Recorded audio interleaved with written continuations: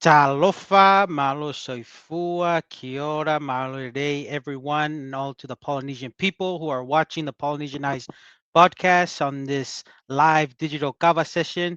I am Mr. Aotearoa coming live from South Auckland, New Zealand. A bit of a rainy and cloudy day today on this Friday. It is good to be back from Mm. what is it, the Aussie land, The the land down past under. few, The land the down land under. down under, for a wedding. So went with the family. So it's good to be back here in Aotearoa. Um, yeah, everything is going well. Tua, how's your side of the world going? It's been great. It's been busy. Spent the day yesterday in Reno. Sometimes for work, I just do a day trip, fly out to Okay. Reno in the morning, come back in the evening or afternoon for a work trip. Things have been busy, but things have been good. It's good to have you back, Mr. Aotearoa. It It's good to was be back. the last couple of kava sessions have been Lone Mm, Rangering mm. because as you mentioned, you've been in the land down under and Melbourne, right? You went to Melbourne, Melbourne, yes. Yep, yes. yep, Melbourne. So as you went through your visits, Mussy, what was it like? I've never been to Melbourne, so Ooh. what's kind Uh of the feedback? yeah. I've every time I go to Australia, I've only gone to New Sydney, mostly around Sydney area, New South Wales. So first time to go to the state of Victoria, Melbourne. It was a lot cooler. One thing I noticed, because every time I go to Australia, the toll lane is what I always remember. Like everywhere I went in Sydney, there's like toll just to go on this freeway here, freeway there, toll everywhere. Melbourne was not as much toll lanes, so that's one thing that just hit me. Those are the little things that I look for. But other than the weather and less toll lanes in Melbourne, it was good. Just got to Hmm. see some family and spend some time there. Enjoyed my time there, and yeah, getting back to reality and get back to work. This is only my second day getting back to work since coming back, so it's very interesting and take some time to get back. But yeah, it was a good trip. No, that's great. Hopefully one day make out there to Melbourne and you went to the US Open or the Australian Open, He right? went So to the that was a Australian cool. Open. I saw That you was sharing pretty that, cool. so that's pretty cool. What was that like? Uh, it was a good experience. My wife is into tennis, so one of the biggest tournaments in tennis. So I just thought it was good to go and check it out. The Australian Open. We went to the two matches that we did go were of course that involved USA. So we picked those two. One was with a ranked gentleman. His name is trying to think here, Francis Tiafoe.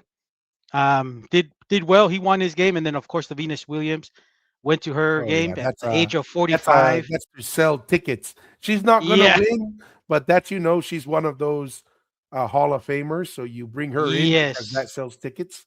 Yes. So 45. She didn't win, but I wasn't expecting her to win. But pretty cool to see. She is one of the icons there for the tennis sport. So yeah, those were the two matches I got to see, and yeah, it was pretty awesome. Glad I went there and witnessed that, and see I've been to a Grand Slam tournament, the Australian Yeah, Open. So and honestly, that's something that I think I appreciate you sharing that, Mr. Atero, because I don't think some of our critics appreciate um the fact that we've seen good portions of the world. We've mm, seen many parts of Polynesia, the Pacific. And so I think that matters, that we've been around, we've been to Europe, you know, we've been throughout Polynesia, America. I don't know if you've been to Asia, but I know your wife has gone to Asia multiple yeah. times. Hmm. And so that that that I think brings some value. That's one of the things we bring is that perspective. And I think that's why I wanted to kind of have you share that because I think that's important. Yes. No. Awesome. Awesome. And I just want to mention too before we kind of move on, to let all our viewers know that we are coming live to everyone from YouTube, Facebook, X, Instagram, and Patreon. So we're really looking forward to kicking off this live digital cover session with a very interactive session. Marlon. Yes, 100%. And going along with that theme, Mr. Atero, and housekeeping, appreciate all the paying members on YouTube. It really means a lot to us.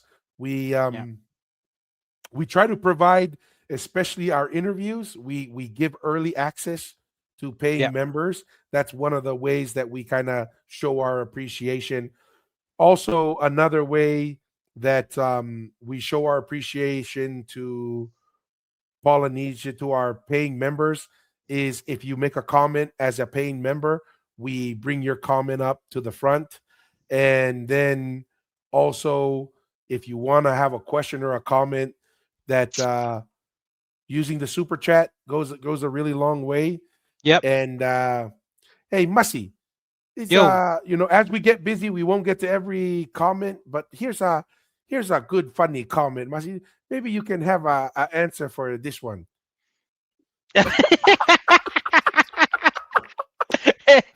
Hey, whatever this person is, the one and only Nicole. Maria AI Nicole. Hey, I think are you just talking about Tua and I? Huh? Don't bring all the rest of our Polynesian brothers and sisters.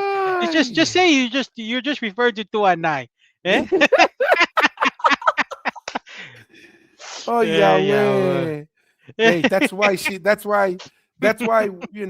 the one and only Nicole, but I think this one is Tuya Sosopo. Tuya What's Sosopo. Oh what's yeah. the Mentaiteo situation? What was the name of the girl or the fake Oh, was it Tuya Sosopo, or what was the last name of the Fareti?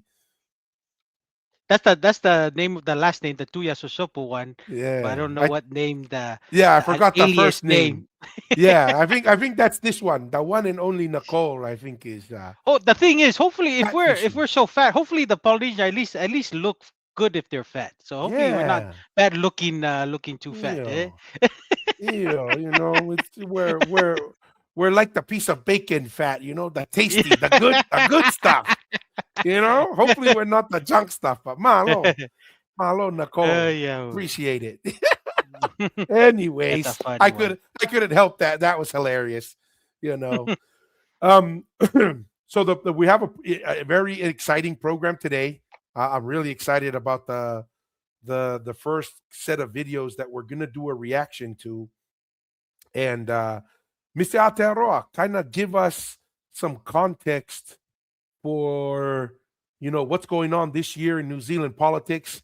It sounds like they announced Yeah. the elections. Kind of share that, and then we're gonna react to one of our favorite guys to listen to, um, Winston Peters.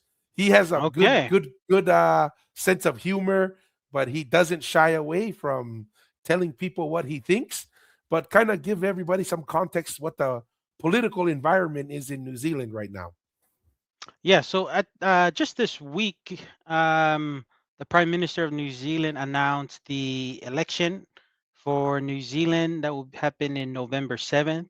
So um, it's a little different compared to the US, where there's a certain date already. I think it's that first Tuesday or so that's kind of set every election cycle in the US. But here, no one really knew when the election is going to happen. They knew it was going to happen this year, but the Prime Minister announces it. So he announces November 7th. So everyone, pretty much all the political parties and everyone who wants to participate in the New Zealand election is aware of the date, and they are preparing for election and getting ready for a campaign to kind of happen. So that is what's going on in New Zealand. So it's going to be a campaign of keeping the current coalition. There's three coalition at the moment that's running this government, or it could be a different party with a different coalition. So that's the election kind of campaign going so far this year, pretty much kicking off this year. And yeah, that's kind of the update I have Hey, regarding the Masi, New kind of, Zealand kind of, politics. kind of dive into the coalition, because here in the U.S. it's winner takes all. Pretty basically, much. which is why there's basically it boils down to a two-party system. You know, a lot of um parliaments have coalition or like kind of like percentage wise. If you get enough Hmm. percentage of a vote, you get a seat. Kind of have everybody kind of understand what why a coalition is needed for governments in New Zealand and how that whole process works on, some one party can have 2% of the vote and get a couple people into parliament, where in the Correct. US you either win or you lose, right? If you Yes. win, you get in. If you lose, but in the New Zealand, you can have multiple people, quote unquote, win. Correct. Correct. So if you're a political party and you're running and you don't get they call it the majority of the parliament seats or percentage within parliament, you have to work with the other parties that have a certain percentage to get you over to that amount for you to have the majority. So, for example, for let's take New Zealand as an example, that's happening right now.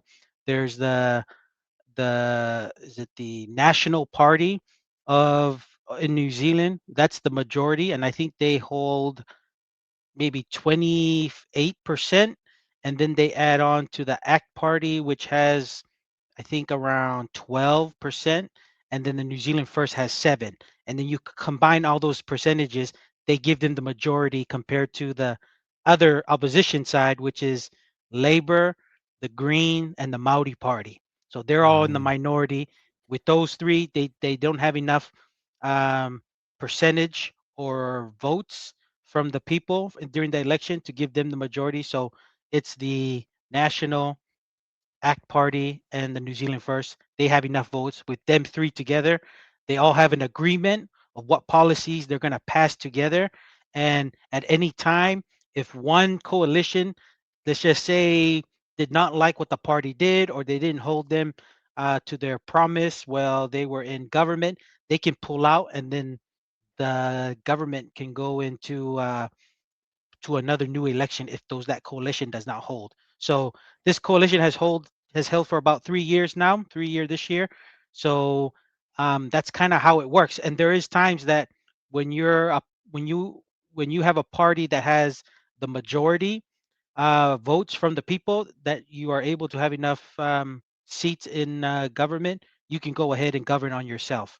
But mm, that's it. All depends on how many votes the New Zealand public gives the party during the election. Because here in New Zealand, they vote. They have we have two votes: vote for the individual and then vote for the party. So you get two votes to vote, and it's the vote to the party that builds your percentage to see how many seats you you get get in, and then the political leader within that party can get to pick with in their kind of who will go in to represent to the the party seats. in these seats. Yes. So Wow, I didn't realize that you can just vote for the party and let the party pick someone yeah, to fill that seat. So they give a yeah, lot of power to the party to yes, just party. determine, it's like, oh, we're not as concerned on the individual. We'll just pick the party, and then the party can pick Yes. whoever. Well, yeah, and it does. It's almost like you know how like during presidential election the turnout tends to be a lot higher than Hmm. non-president because they deem the president election as almost like the leader of the party. It's kind of like here in New Zealand where the leadership takes has a big influence on people casting their party vote, is what they call it here. So yeah, Interesting. it's yeah. Okay. With that being said, Mr. Atearoa, um, how many parties are out there, and which one captures the dreams and the hopes of Mr. Atearoa in the politics in New Zealand? So the ones there's a lot of parties, but I'll name the ones that actually have got into parliament from my understanding. So just like what I mentioned before, National, New Zealand First, the ACT Party, Labor, Green Party, and the Maori Party. So it's six that I know Six of that main are players. six main players that have actually gotten to government. So within those six, I'm a more of a New Zealand First party supporter, mainly because their social Their social issues are in line to my values regarding traditional marriage, um, pro-life. Those are the two big ones, and they've all voted against it in those things. Um, so that's the main reason why I'm a New Zealand First party supporter, and I've actually met the leader of the New Zealand First, Winston um, Peters. Good guy, old school, but he's done a lot of good. And just me being in politics before and understanding the importance of campaigning, I helped the party campaign here in New Zealand, and also try to influence some of the time when I was with the my former workplaces to have him come over, because they were all labor supporters. So just to get him and just to introduce and have his time to kind of share what his thoughts and the campaign message of New Zealand First, because I feel like it's a good one for New Zealand.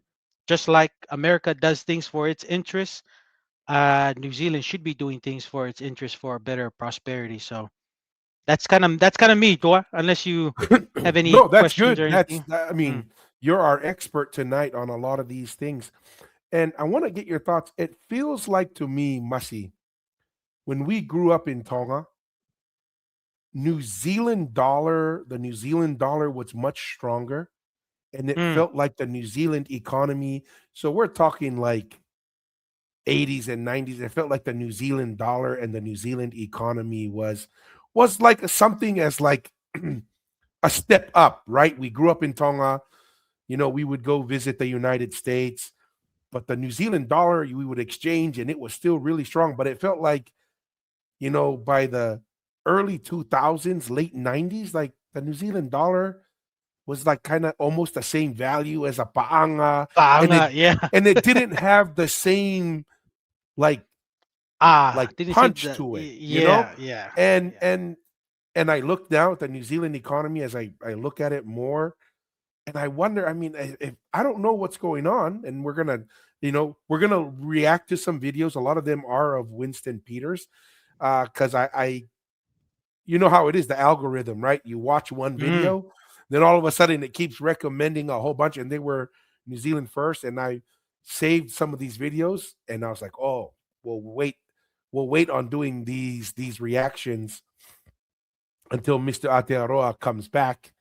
Um, and so we're gonna react to some of those videos, but I just feel like New Zealand needs like a MAGA kind of message to it of mm, making it great again, because there was a time, or at least when we grew up, that New Zealand felt like an upgrade, right? mm, And mm, and I just, my last couple visits to New Zealand and going to Tonga, honestly, granted, New Zealand is more advanced, has more infrastructure, but when I went to Tonga and I go to New Zealand, it just felt like not a big difference to mm, to make a huge impact.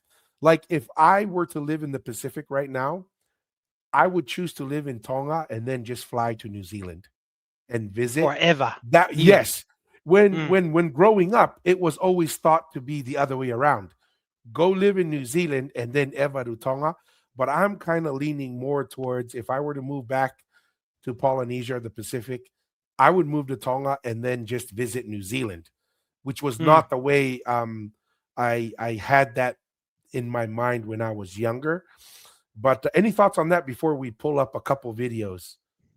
No, I did listen to Winston Peters. He said during that time, New Zealand was doing really well, especially in the 80s, 90s. It really changed kind of in the early 2000. New Zealand per capita I think, was number three in the nation for quality of life and the In the amount of world, you mean? in the world. Yeah, because that's what I Yes, remember. Like New in the Zealand was world quality for of its food, quality of education, yes, political stability, economy. yeah, Just had a lot of yeah. positives. But Yeah, yeah, and disposable income. It was only like behind the U.S. and one other country, not sure where, but New Zealand was doing really well. But I think maybe the biggest changes, maybe three. If I had to put three things that have changed a lot in New Zealand was Number one, their energy. I think they've not been smart with the energy sector because energy have actually become very expensive. And especially in the progress of your civilization or your country, people when you have cheap energy, it allows you to do a lot more things. And some policies regarding New Zealand, um, not exporting some of their energy because they have some energy here regarding rare earth minerals and stuff that they could use to export and also some offshore sea fuel that they can extract that hasn't been tapped to kind of expand and grow the economy. I think that's another one that hasn't really helped. That's kind of made New Zealand kind of lag behind. The other one is probably their immigration, the increase of immigration. And it's fine when you have immigration, but when you have a mass immigration that's, let's just say that it's like a lot of just low skilled labor that's happening, and then you're relying on uncontrolled immigration to come in. It can affect your housing and infrastructure if you don't have the infrastructures to support it. That's probably another one. Um, the third one would probably be the manufacturing. A lot of manufacturing, kind of like in the U.S., Hmm. and that's what Trump is trying to bring back. Is Outsourced it, just and try. then yeah. Yes, you gotta make some incentive to keep manufacturing businesses here. Just last year, there was a couple of businesses of like wood making and paper mills that actually shut down in the countryside, just because of expensive electricity, the energy, right?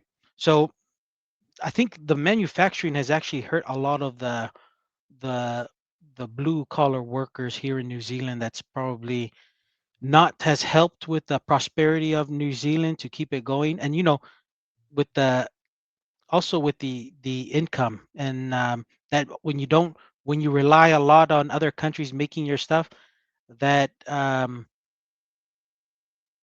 that affects the prices and may increase the cost of living here and there because now you're going to use more energy to buy those things to come. That can probably Mm. affect, and also the standard of living and people keeping the money here in New Zealand with the manufacturer. So, those are just my thoughts on those things there, Tua. But that has changed. But cost of living in New Zealand, it especially in Auckland and some of the bigger cities in New Zealand is still very difficult for many families. So that will probably be the big campaign Big going issue. on this year. Yeah, going on to Okay. this election year. Yeah, I wanted to bring this up, Mr. Aotearoa, because I think this is important. What a lot of people need to understand, to me, I mean, I'm in the energy Mm, sector, right? Like that's energy infrastructure. That's where my experience is. That's where my background. And this graph, it tells you energy consumption and the income per capita. As you can see, there's no country that is low consuming of energy and high income. Everything is driven by energy, mm, right? If you have low energy consumption, that means you're not producing, that means you're not manufacturing, that means you don't have the infrastructure. So this is why energy and the cost of energy is a big deal, right? And the cheaper the energy, what it really means is cheaper energy not only means cheaper costs for goods, but it's cheaper to make goods because it takes energy in mm, manufacturing to make things. And so this is what I think a lot of people don't understand. It's like, there's a lot of discussion on the AI race, right? Everybody wants to go build data centers. Everybody goes to build all this stuff, but you know what they don't talk about, and they're finally realizing now: if you build the data center but you don't have the word, electricity, it yeah. doesn't matter, right? Your data center is useless if it doesn't have electrons to run the chips and the GPUs. Quick question, Tua. Is those huge data centers, because you got to collect these data to, especially if you want efficient and a strong AI. Um, has is those data centers really solely on oil, or are they run on like renewable energy? How are those data centers being run at the moment? Because the majority of the energy in America, and I believe around the world, is not renewables. The majority of these data centers are run on natural gas, Natural coal, gas. diesel, Mm, okay. right? Like that's what's really driving it. I mean, the renewable sector is growing, and I love solar and I love battery storage, but there are weaknesses for both, right? There's pros and cons Mm, in using the right technology at the right time, but the majority of the electrons produced in the world right now are from thermal, right? Which is mm, combustion power mm. generation. And so that is something that is important right now. I mean, the end of the day, the electrons is who can make a cheap electron or electricity is who's going to win AI. Oh, heck yeah. Yeah, heck yeah. Energy. Whoever can have the cheap Oh, uh excuse me. energy to run its country is gonna dominate the world pretty much. No, no, really, because really it comes down to who can generate energy. Real quick here to recognize our paying members. Mel, always Hey, great to hello hear Mel. from you. Malo Mel for your support and appreciate it. So just a shout out to Mel. So with that being said, let's open up. Let's bring this back to the front here and let's open up a video from Mr. Peters himself. Winston Peters. Yes. Make All sure I right. have the volume up. Right Honourable Winston Peters. Can I begin, first of all, by passing on my condolences to Edwin Perry and his family, a former Māori, an MP for New Zealand First, with a very proud tradition of representing his country, as did his parents.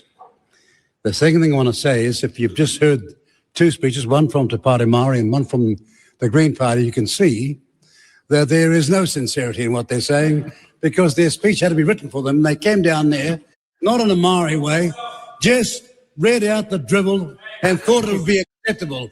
And of course, he never stopped. Having had the first 2 minutes, he's never shut up ever since. Had the first 10 minutes, never shut up ever since. And as for the last speech from the Green Party, they can tell you why it is that for 53 years, since 1972 under the guise of the Value Party, they have never, ever been in cabinet. And they never will be. 53 years, never. So the Green Party is like they've never been part of a ruling or coalition? Is that what he's saying there? Is it yeah, I think he's saying it's the green. He mentioned the green and the Maori party, right? 'Cause Yeah. I think yeah. Is he referring to the green? Because if it's the green, I'm trying to think, have they been in they've actually supported I think the green has actually been in government, but I'm not sure with the Maori party. I'm not too sure regarding the history I if they've think I been saved a couple videos of the Green or a reaction to the Green Party, but the Green Party almost eh, just sounds like a communist, like kind of it's party. It's kind of it's crazy. it it's crazy. I mean, it's kind of like let's just say they're the close thing the analogy I can bring the Green Party is the same as what's that New York City mayor Mombandi kind Oh of yeah, attitude. yeah. Like Yes, straight up, he's a that's the communist, right? same level, same level. Yeah, there we go. Where he's trying to say, New York mayor. we're going to step away from the chill of individualism and into the warmth of collectivism. And I'm like, okay, you do know that communism killed hundreds of millions of people, Yeah, whether it was from starvation or from, terminating them for opposition. So it's correct. some people never learn. But I mean, Winston Peters here, man, he does not mess around, Yeah, right? Yeah, he just yeah. goes, you guys can't even He's an speak. You alpha. guys He's have an some. alpha. Oh, yeah, he is Yeah, an alpha. That's a good way to put it. In cabinet, and you can see why. Now, can I just say very clearly, section Standing Order 417 was about a haka haka occurring as the boats were being counted. That's the chronology. As the Green representative said, she's entirely wrong. Go and look at the Hansard, it's all there.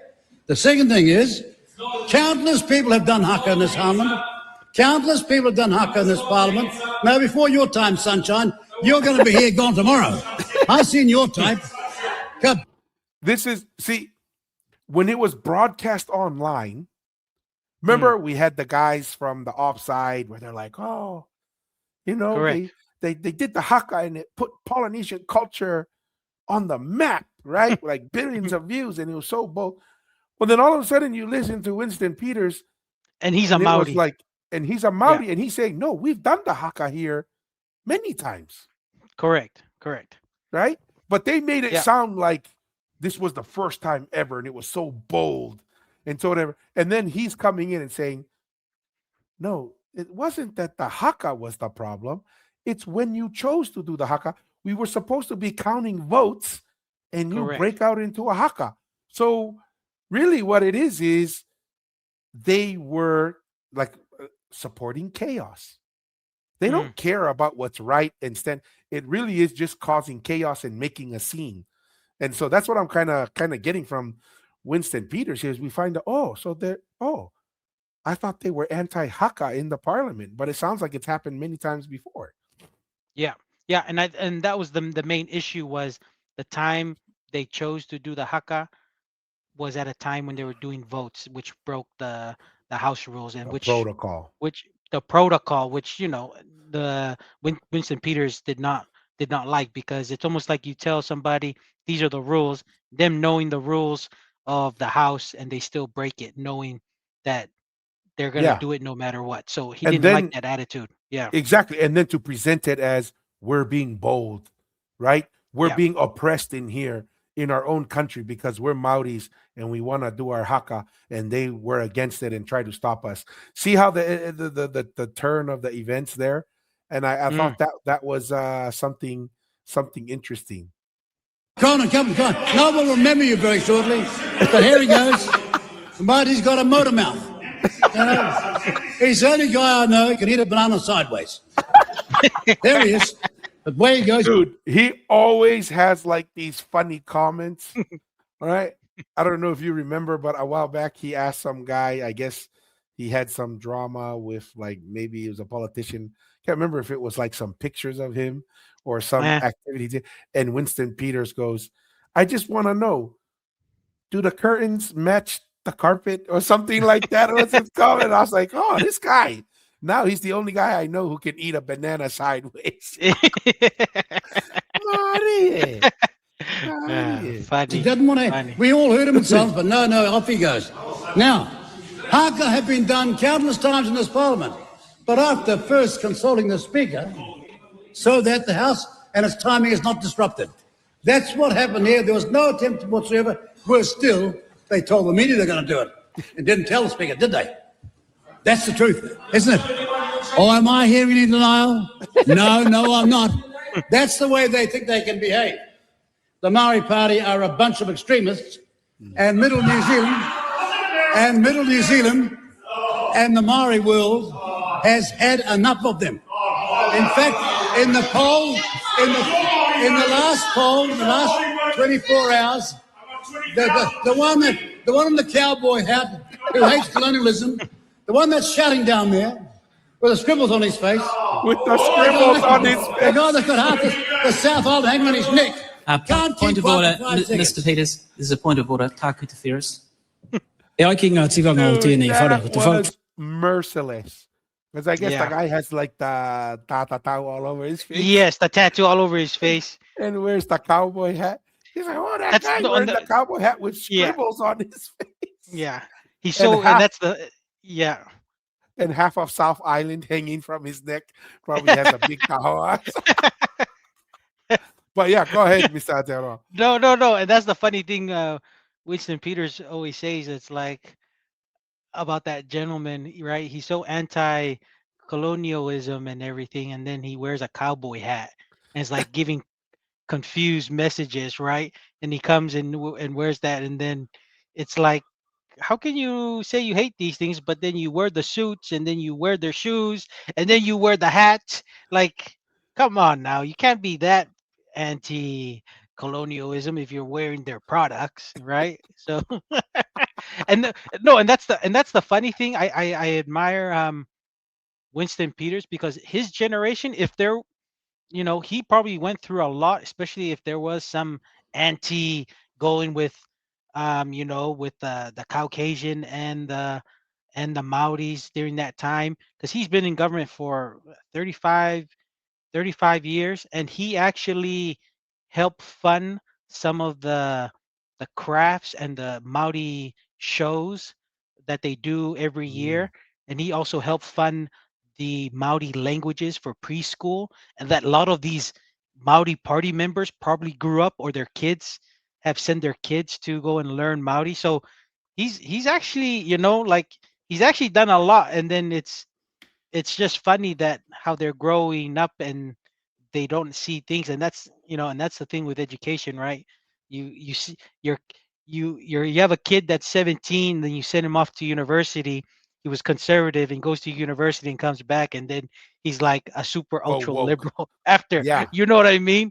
So I'm just trying to say that people can make ideology either a Maori one or an English one, whatever language. But it's kind of interesting, some of the cultural clashes that's kind of happening in New Zealand, with, like, especially with a conservative person like Winston Peters, compared to this new and upcoming generation that's supposedly speak the language and very cultural, but then in reality, a lot of their views and stuff is not very Not cultural aligned. view, Yeah. for not aligned with our cultural beliefs. So that's very interesting. Some of the clashes that's going on at the moment. No, and I think and that's one of the things that stuck out to me, Mussy, when I was watching some of these videos, and why I wanted to kind of walk through it is this is something that's not just happening in New Zealand, it's happening in the US, it's happening in Tonga.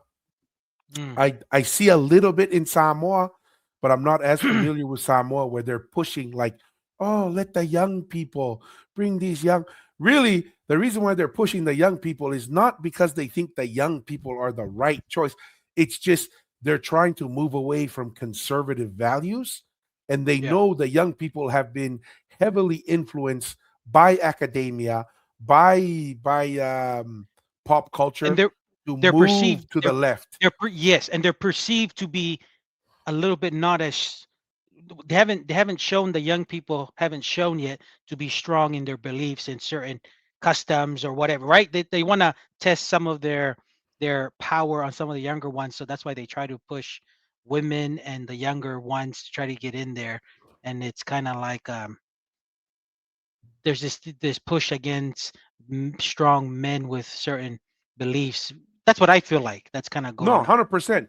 And one of the other things too is because identity politics is so strong right now, just because someone shares the same ethnic background as you does not automatically mean they have your best interest at heart, Mm, right?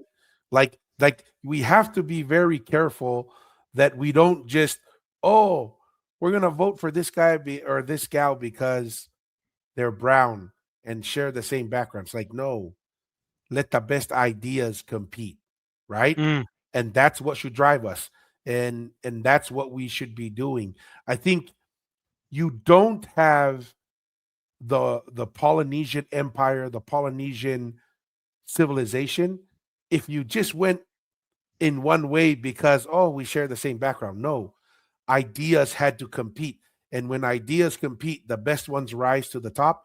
And that's how you get a civilization that lasts thousands of years, yeah. right? Like that's the only way. Like I can't think of another way that a civilization or a government or a group of people have been successful over a long period of time if there wasn't a system or a structure to allow the best ideas to rise to the top. This is why we talk to people and they have the, the tufunga. That to Yeah. me, like we talk about tattoos, right, Masi? That kind Yeah. of like your feeling is, hey, there were certain families who developed good technique and provided a good product for And tattoos, service. and Yep. Yep. everybody said, "Oh, if you want to get a good tattoo, these are the tufungas you go to," and you Yeah. took some form of payment or whatever to them in exchange for that. I believe that happened. You had to have some kind of system like that in the Polynesian civilization in order for it to endure thousands of years, because it is only something similar to capitalism where you have competition for the best ideas. Because when we've seen the opposite of that, where ideas don't compete, Mm, things go bad, right? They don't get better when you just follow the first idea or the only idea dictated. yeah. Things don't go well. But when you have ideas compete, that's what makes me think traditionally in Polynesia, there was some kind of structure where if you had a good idea and you brought it to the table, you were rewarded with that. And it seems like rather than having it like in an open market in a business, like Mm, how like how capitalism has it, this was maintained in families. And it was like families maintained a certain knowledge, and it was kind of like a family business that yeah. this knowledge or this skill was kind of maintained and developed. But just some thoughts there on why Yeah. this is relevant to not only modern day but also kind of traditionally in Polynesia. Yeah. No, and I'm gonna, when you were speaking to it, I was just thinking like even the you know the Maui clan. Do you know that title? You know that Hmm. idea of or knowledge of just traveling through the stars and ways to improve your sailing, navigating the ocean. I think anyone could have had the title Maui. Was that like a family thing, hierarchy? What's your understanding? Because My to me, under maybe, Yeah. yeah, my understanding was it anyone whoever had the knowledge of mastering the sea, or was that past knowledge just passed from father to son kind of thing, or was that just a title? Hey, you're the master navigator of the Polynesian Empire. You have the title Maui, and then when that Maui's done, whoever I guess is perceived the next top navigator gets the Maui title. I don't know. That's what I'm kind of thinking because that's the whole competition there with services that or skill that you've developed throughout the years, and that you have a skill to move entire groups of people, or Hmm. even taking high, let's just say wealthy families to go, let's just say to a different country, whether that could be Asia, because there is, if you can master the seas in Polynesia, there's no way you can't master to going to Asia or to Around the globe. Southeast Asia, the Yeah. Americas, taking wealthy families who can sponsor your fleet and your ship to go. So I'm just thinking, even the ancient Polynesian days with the Maui, whoever had the Maui title, it could have been anyone from whatever family, whoever just had the access or had the skill developed throughout their years of navigating could have that title Maui, which elevated them and their family. I don't know. I'm just thinking out loud. I don't know if Yeah. that makes sense to Yeah. her or What comes to mind, and according to the understanding that I have, is Maui was a title, right? And it was hereditary, and probably similar to the Tuitonga and so forth. The eldest son usually got that title. Now, okay. now this is where I think there is an opportunity to potentially explain what you're saying, Masi. Is remember that's just one title, and then it has a support system underneath it. Mm, Imagine if you have multiple sons and you have this vast empire and that knowledge. So what would you do? Oh, either it's the same thing you would do now. You have multiple sons. One son, the oldest son, gets that primary title, right? And then the other ones, they're still Ho'eiki.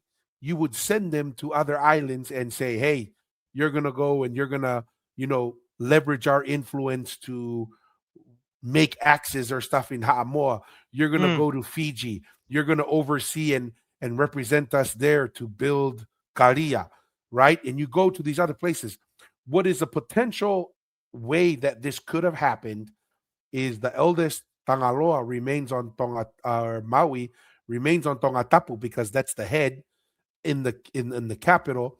Then siblings, cousins, or whatever could be sent.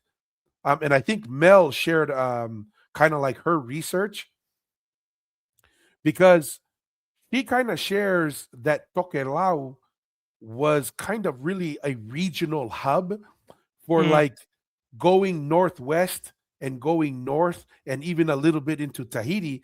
It seems like Tokelau kind of served as the head for that state, so to speak, or that region. So in theory, you could have sent maybe a descendant of Maui to that area, and they were the specialists in understanding the routes in that area and maintaining that knowledge and being the connection back to West Polynesia, right? Just like we can see that like in Samoa, that was like the gateway going into East Polynesia, right? Like whenever anything came from Eastern Polynesia, it possibly came from Eastern Polynesia into Rarotonga, into Samoa, and that was the main routes there.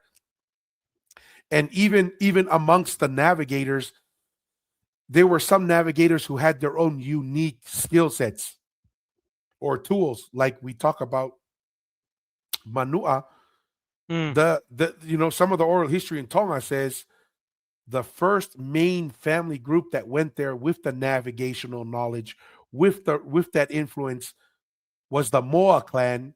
And supposedly one of their techniques of finding land was having a rooster with them. And that was one of the ways they were able to, it's funny, but that's hey from Moana. I don't know.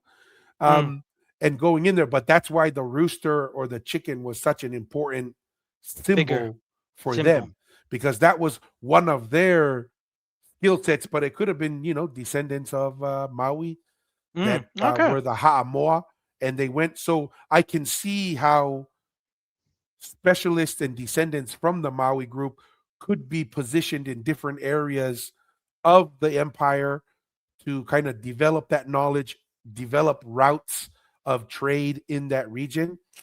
Just like we would have, was it the Lemeki clan? Tufungas. Right? The Tufungas.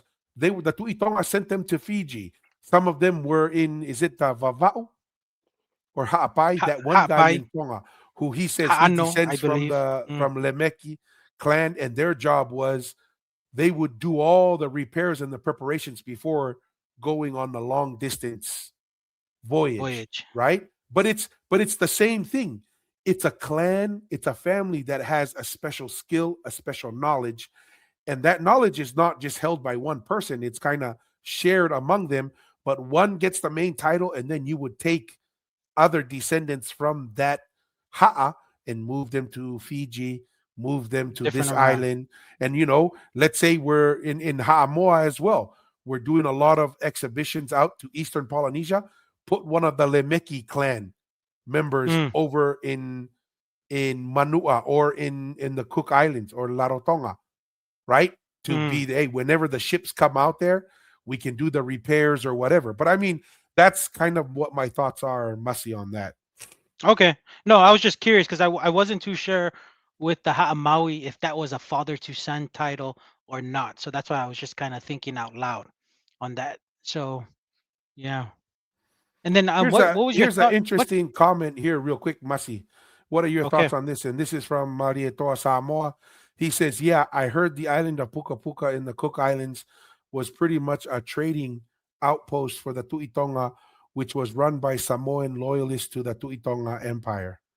That's interesting. I've never heard that. What are your thoughts on that, Yeah, Musi? I think it was Puka Puka the one. I think we did have a short video of the origin story there. Lalo Tonga, gentleman saying with Puka Puka having some ruins and some I think they called it Mangaia. There's Puka Puka and Mangaia that they had some ruins over there. Oh, Mangaia. Oh, okay. Yeah. Okay. I think Mangaya could be a different island, but Puʻupuʻu could be another island unless Puʻupuʻu is within Mangaya. But I mean, yeah, I mean that's kind of I think what you shared, Tua. Um, everyone was working as part of the Polynesian nation, supporting the Tu'i Tonga, whatever the affairs or supply or trades that were happening, and yeah, I mean, and then there were assassinations that happened if a family group didn't like what the Tu'i Tonga was doing or whatever. So that's kind of how I think how the affairs went in the ancient times, kind of thing. Yeah. I don't know. That's just my thoughts there. No, and that's the thing. That's the thing. And I appreciate you sharing that, Marietoa. I think the only thing I would add to it, Marietoa, is I had this kind of mentality as well when we started this whole podcast and this journey. Was there was the Tongan Empire, and then there was, Samoa was like this separate entity. But the more we've dug into it, Marietoa, and it's kind of like just saying the loyalist to the Tu'i Tonga. I don't see it as loyalists because they were the same family and the same people, right? Like that's kind of my perspective. It's just that was the structure that provided the network. So it's kind of like, to me, I'm starting to look at it as like it would be kind of silly in Tonga if we were to hear, oh, Homa had their own group and they had their own structure and they weren't part of Tongatapu, right? And say, oh, they weren't loyalists to the Tu'i Tonga. It's like, well, there's a lot of chiefs that married into the Tu'i Tonga family and the Tu'i Hatakalaua and the Tu'i Kanukupolu. So they really weren't a separate entity, right? They're really the same people. And so I would just say that if you're saying that they're loyalists to the Tu'i Tonga, it's like they were the same people. Samoa was a very important part. We say the Tu'i Tonga, and we automatically think, oh, Tonga, right? But we need, in our perspective, is when we say Tu'i Tonga, it's really the entire Polynesian nation. And to prove that point, Marietoa, this is why I really changed my perspective. There were many Tu'i Tongas. Their mothers were Samoan. So let's use the example of Talakai Faiki, and we learned this speaking with Jake, and he's very knowledgeable on the oral history and the genealogy. He goes, you know that the mother of Talakai Faiki was Samoan?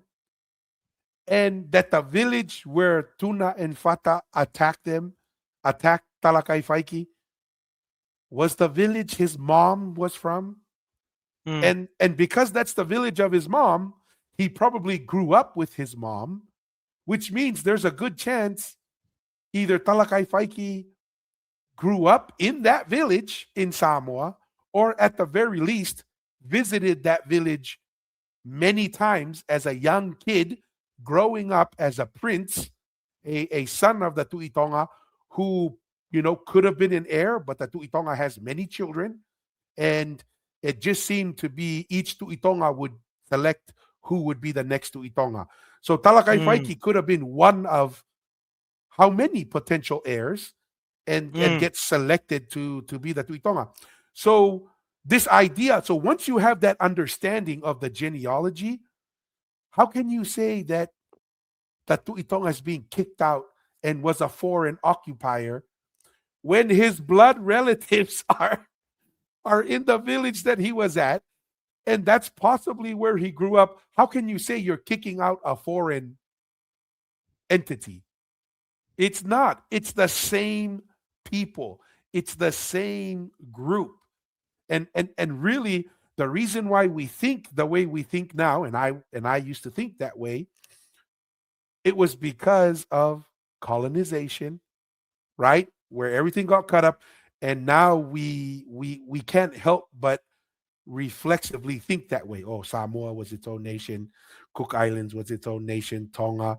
And so we really have to kind of be a little more open to the fact that this was not multiple nations, but a single nation under a political system that was a bunch of royal families spread out. Same thing with Uvea, right? When we spoke with Xiaoxi Ilayu Masi, remember it was mind-opening for me to learn that the reason why the Uvea warriors assassinated Takalawa is because they blamed Takalawa for the assassination of the Tu'itonga before Takalawa, whose mother was from Uvea. Mm. And that's why they retaliated against Takalawa, is because they said, hey, you killed our king, right? And our Yeah. king was the Tu'itonga, but he was kind of extra special to us because why? He grew up with us. His mother is from Uvea. And then all of a sudden, you take that same this kind of perspective of Talakai Faiki in Samoa, and you take that same thing to the Tu'itonga from Uvea, then all of a sudden it's like, oh, there is no nation of Uvea and Futuna. That's just all part of the Tu'itonga Empire. So that's kind of the perspective there. Nice Any thoughts question, on that, Marito. Masi? No, I was just thinking because the two stories. I'm just trying to understand here, like I'm trying to understand the dynamics. The two stories that we've kind of uncovered since doing the Polynesianized podcast with Talagai Faiki in Ha'amoa, with the whole kind of dispute that happened. One was a religious one. That's the Mhm. other idea. The other one was he was cruel, and then I'm thinking he was extra cruel for some reason in Ha'amoa while he was there. And I'm just trying to think, maybe when he was growing up with his mother, maybe because remember, I'm sure there was maybe other Samoan, maybe Ha'amoa women in the area that had kids, because having multiple wives was a common practice. And who knows, maybe he had a bad experience growing up, and maybe that's why he was extra mean when he had the title, that he could have been extra bossy or whatever. If that's the other idea, right? If Because they say they revolted because he was extra cruel to them, and it could be he had other, maybe he grew up with some of the other kids, have siblings from other mothers in Ha'amoa, that, because I'm not surprised that, especially kids, it's a very dangerous when you are when you have multiple wives and they all have sons, and families are trying to elevate their sons to be the next, or groom to be the next Tu'itonga and prepared, there's probably some ill treatment or Mhm. mistreatment happening. And I don't know if he had a certain way every time he went to Ha'amoa. Maybe some of his half siblings, his, or let's just say his other stepmothers, maybe within the Ha'amoa area, whatever. And he was never forgot those times, and he was extra cruel for whatever reason. That, I don't know. I'm just saying, Some revenge, some payback. it's a very political thing if you're having, if you're having multiple choices, and there's multiple heirs to the throne. There's some sketchy stuff that probably was happening during those times, if Game if of mothers were Thrones trying to kind of stuff. elevate. Yeah, if mothers are trying to elevate their sons to be the next heir of the most powerful title in Polynesia. And probably not only, it doesn't end with the mothers, but it's the mothers kainga, or family Mhm. ties wherever they went. Yeah, I don't know. There's stuff like that happens if that's the idea, because Yeah, right, those are the Masi. two ideas we come if And, the ill treatment and the religion. But I'm just thinking out loud, and we gotta why would Talagai Faiki be so cruel if that's cruel like that. Yeah. And yes, here's another potential example, Masi. Remember, it was not unheard of for the Tu'itonga to marry two sisters. yes, Okay. Now yeah, let's imagine something similar happened with Talakai Faiki, his mom, and an aunt. And let's mm, say his mom maybe was not treated the best, mm, and people were rude because they had their favorite, which was another sister. And maybe because and once he gets selected, and that's where we have the story. Well, the reason why we can say that is because Tapuosi, there's a story of Tapuosi, the Tu'itonga, who brought the Tu'itonga's residents back to Tongatapu.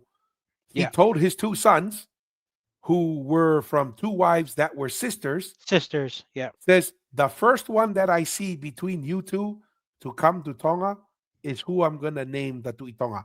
That's where Uraki Mata and the Telea, whose Telea becomes the Tuitonga. So you have a potential where, let's say, Talakai Faiki comes from a less favorable sister Yep. back in Samoa, but that's who gets selected to be the Tuitonga, and he's coming back to exact some revenge. Who knows? It's interesting.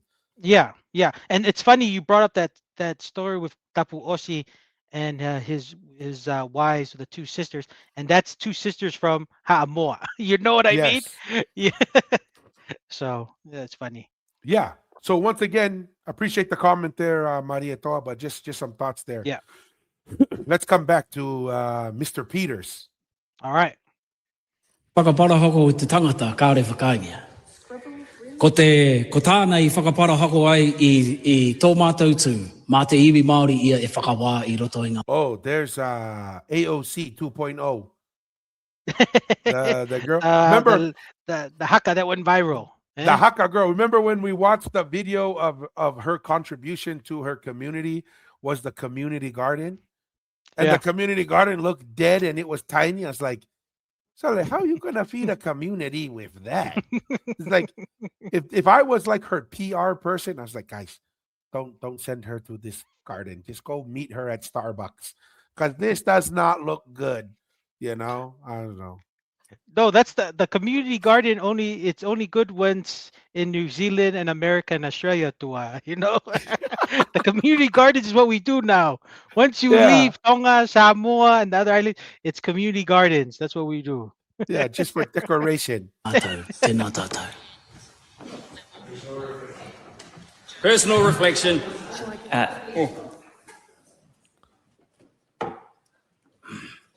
I love how the over here it's very energetic and colorful. Thank you, Scribbles. Mr. Ferris. I think the point that's being made here is that Mr. Peters' remark about Mr. YTT is rather Mr. disparaging, Scribbles. and so I invite Mr. Peters to refrain from comments like that and to actually withdraw and apologise, please. Beg your pardon? Apologise for what? Would you itemise what you want me to apologise for? Well, Mr. Ferris has indicated the reference to the tamako that Mr. YTT has, and so I invite Mr. Peters to If I've misdescribed his tamoko, I apologise. I'd easily do that. But the rest of it, I hope, is understood to be true. This person that hates Western values and wears cowboy hats in this parliament is, as I say, an extremist. And the Māori world has had enough. In a poll recently, the majority of New Zealanders massively said that either the Select Committee's finding was correct or should be more severe. Not less severe, more severe. And out there in ordinary New Zealand, they understand what we're doing. New Zealand is a democracy, and whether the Party Māori like it or not, and using Māori culture as an excuse for their disgraceful behaviour is an insult to Māoridom. Yeah. Some of us were working for Māori before you were born. They've got no record of done one thing. Not one of those people can rise up in this house and tell you one thing they've ever done for Māori, apart from bleeding Māori resources in a marae up in Auckland. Apart from... So it sounds like they were under investigation, the Māori people, the Māori party, for like misusing funds. Misusing funds, and not only that, they've actually used like a Māori business and taken their names to help them in their registering votes of people. So like Minnesota 2.0? Is this Minnesota 2.0 going on here? To help the Māori party. And there's some other investigations happening within some Māori businesses that are using government money to help with their campaigns. So kind of like a Minnesota using the Somalis people to help fund Democratic campaigns. Activities. No, and that's the thing. This is why I'm always skeptical with someone who brings identity politics as their rallying cry. Is if that's the, when we talk about competing ideas, it's it's the easy way out, or it's the cheap idea to say, oh, because I'm Maori, you should Yeah. vote for me because I'm Maori. It's like, is that even an idea? Is that even like a vision? Like, I'm always skeptical about that, because a lot of times that's what it leads to. Is it attracts, because it's such an easy message, and it's so attractive emotionally, that you can get people in the short term to just vote for you, and you get power and authority. And we've seen this in Tonga, right? Hmm. The king's oppressive. Vote for me, and I will get in there and I'll fix everything for you. And then you vote for them, they get them in, and then everybody's like, what the heck did we get ourselves into? You get rid of them, and then they've never been in power again. Right? Yeah. So I'm always skeptical when someone just comes in and says, vote for me because of my quote unquote identity politics, rather than a vision and ideas that are competing solely on the basis of the idea and the values that the ideas are trying to portray. Yeah. No, exactly. Always got to be weary, man. Always got to be weary. Yep. Far from fleecing the Maori people out in South and West Auckland. It's all there. Hundreds of millions of dollars fleeced off the Maori people. But I'm telling you what, the teats just run dry. We're not taking that bit of bear anymore. You got the law coming for you, and you can shout as much as you like, but your day in court's going to be coming. No ordinary Maori or non-Maori should accept the behaviour of the intent of this party of absolute extremists, screaming out that everybody else in the parliament is here only by their behest. Have a look in the mirror. Mr. Ferris, look in the mirror. What is the majority of your DNA? What's the majority of your DNA? Well, if you're disgraced by your European DNA, we over here are not. We are proud of all sides of our background because we are New Zealander. We are New Zealanders first and foremost. And as for blood quantum, if the cowboy hat wearer is an example of blood quantum, I'm going to a new biology class. I'm heading off to new biology class. What are your thoughts on that, Masi? Where he says, we're not just proud of our Maori heritage, we're proud of our European heritage as well. Because a lot of the people that I see that are identity politics and kind of lead that story, many of them are of mixed heritage, but they'll totally deny, this part of the heritage and throw them under the bus, feel sorry for their ancestors, and they only highlight one side. Right? Like, what are your thoughts on that? Like, what? I don't know. I have my own thoughts, but what do you think? No. I remember coming across this one meme, which I thought was hilarious. The most racist people were like these black ladies marrying to white men, like Kamala Harris, and what is it? I guess Elon Omar. I guess she's with a Palangi guy. I was like, what's? Yeah. So they're like, and it's so weird. And then like some of the like strong conservative or have traditional views were like, black couples and just like these different, but like there's like what's so weird with these mixed race that only identify, they say they hate the other one, but then they're like That's who they married to marry. the other. Yeah. I don't know. It's very, it just shows you it's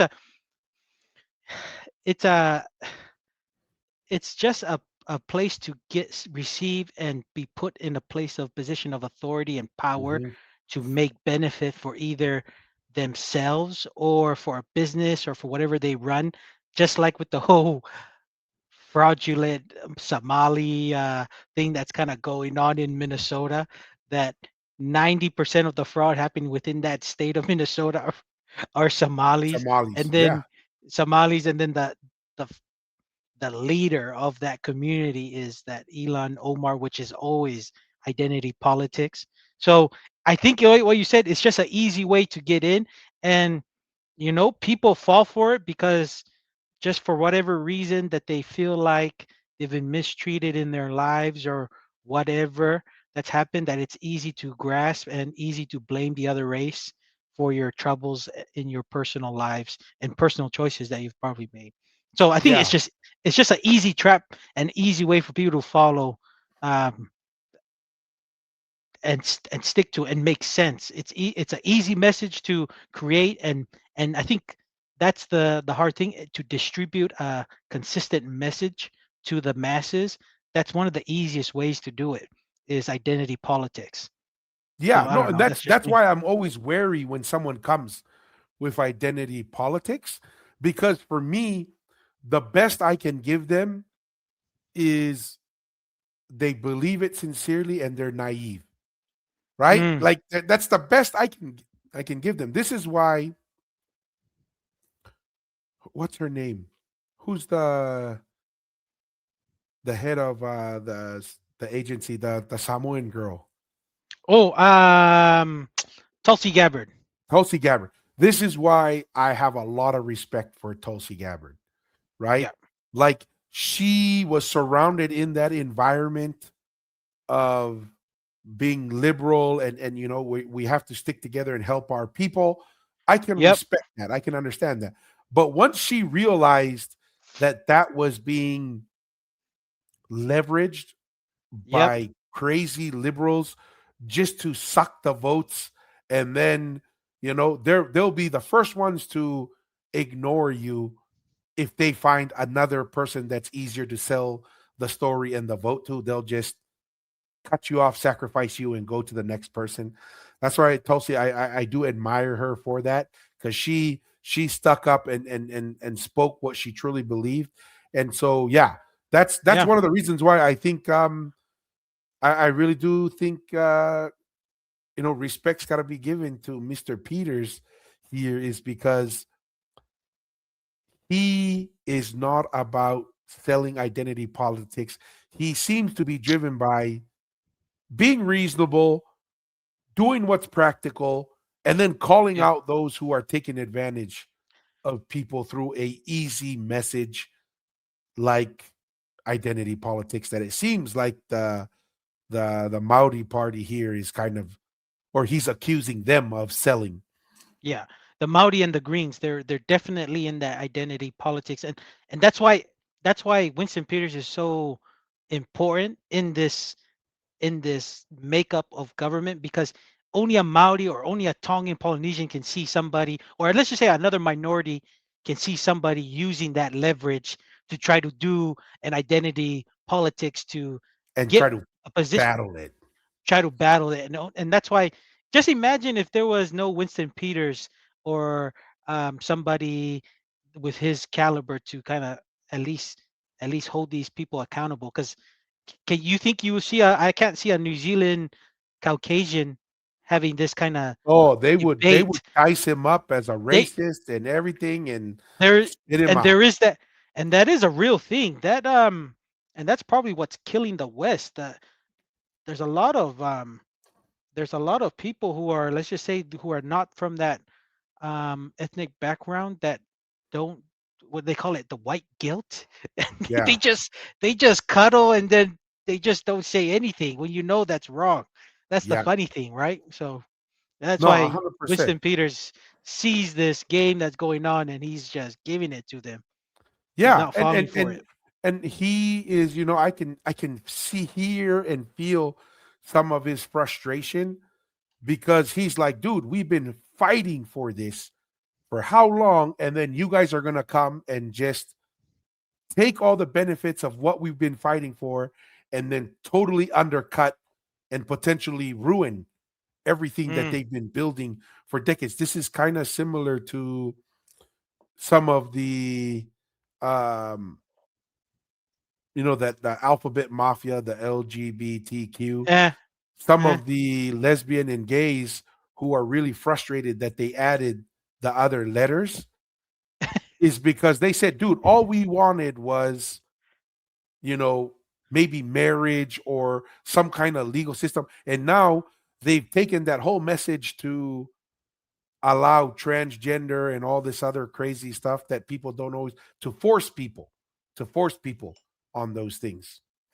Well, like what they said, you crack a door open, you're gonna allow a lot of things. It's the same. It's the same talk. Unfortunately, Winston Peters is just trying to preserve what he's able to build to help the Maori community. Because just imagine if there was, that's what happens when you're colonized, right? You have these things come in, and you're just trying to preserve what you have because you can't change the past. So people like the Maori Party who are really just trying to, because right there they were trying to have a different Maori parliament and trying to make everything Maori. When how can you do that when you're like right now it's the Caucasian making up the most of the population. The Asians have probably surpassed the Maori, and this is why especially with the Maori Indians, need to right? do a lot That more. with the Asians, Indians, yeah, Indians.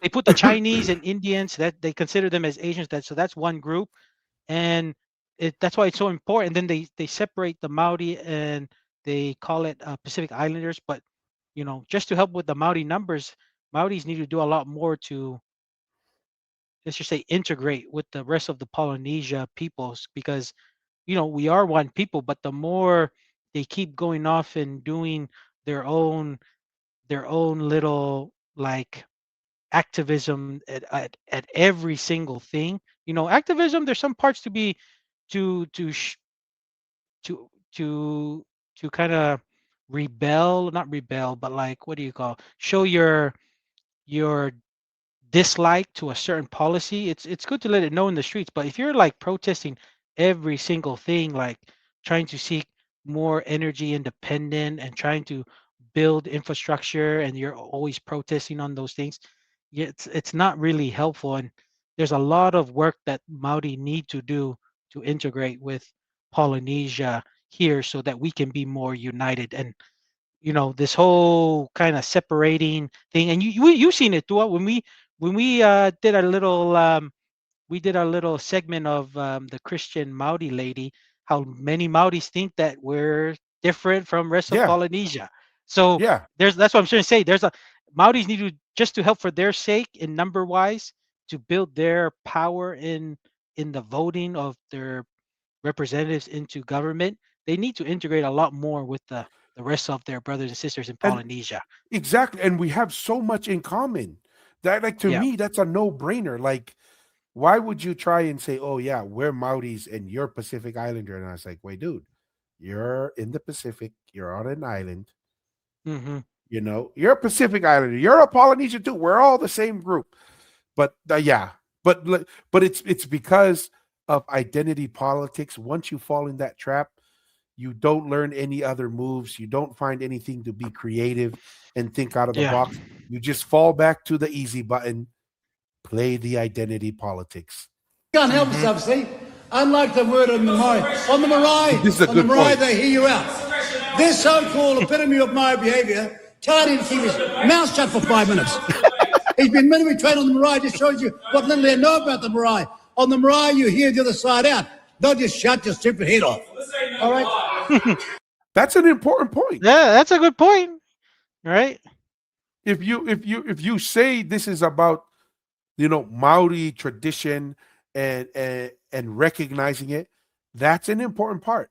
How often would it be treated, Masi, in a traditional setting, let's say a taumafakava or something, and someone comes yelling like that?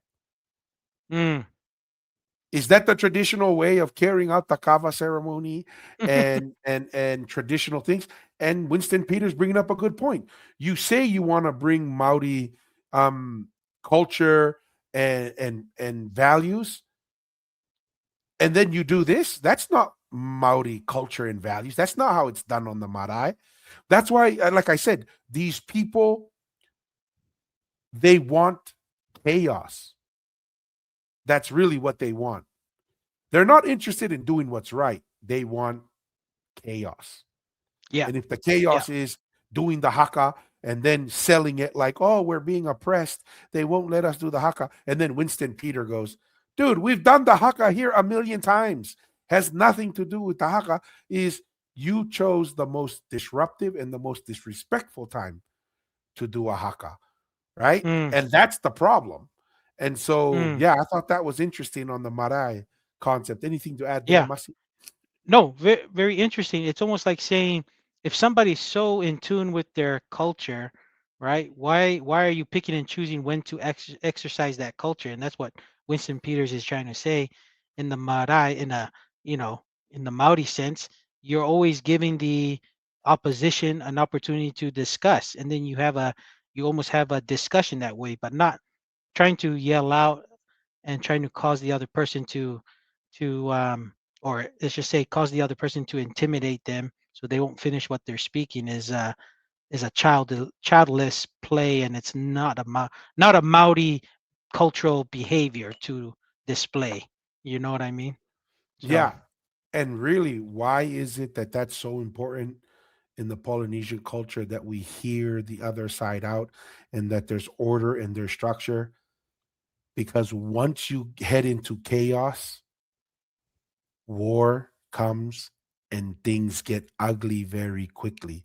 There's a reason why in our Polynesian tradition there is structure and there is order, is because when you deviate from that, things go bad very quickly. messy, Yes, right?